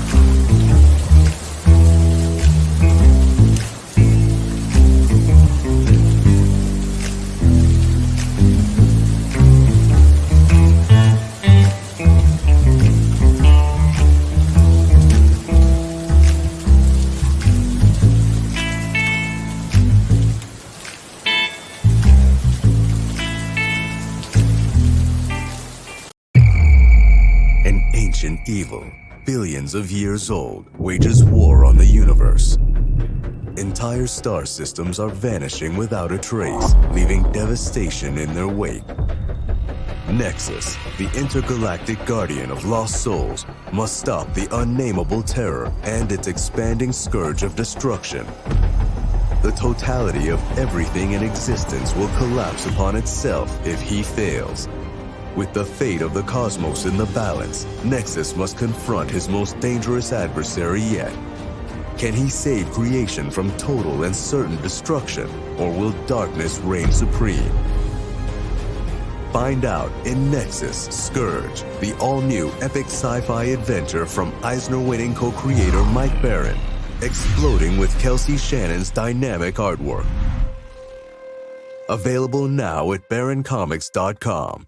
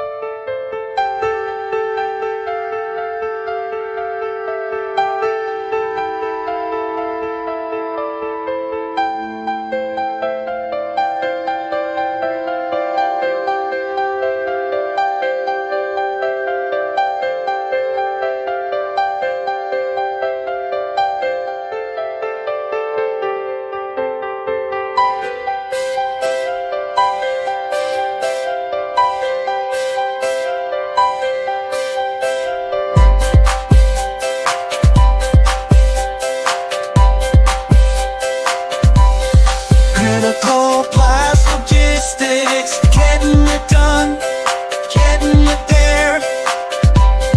Critical path logistics, getting it done, getting it there. How do you end this thing? How do you put the where's the brakes on this bus? I forgot. Jazz how to drive. hands. Jazz hands and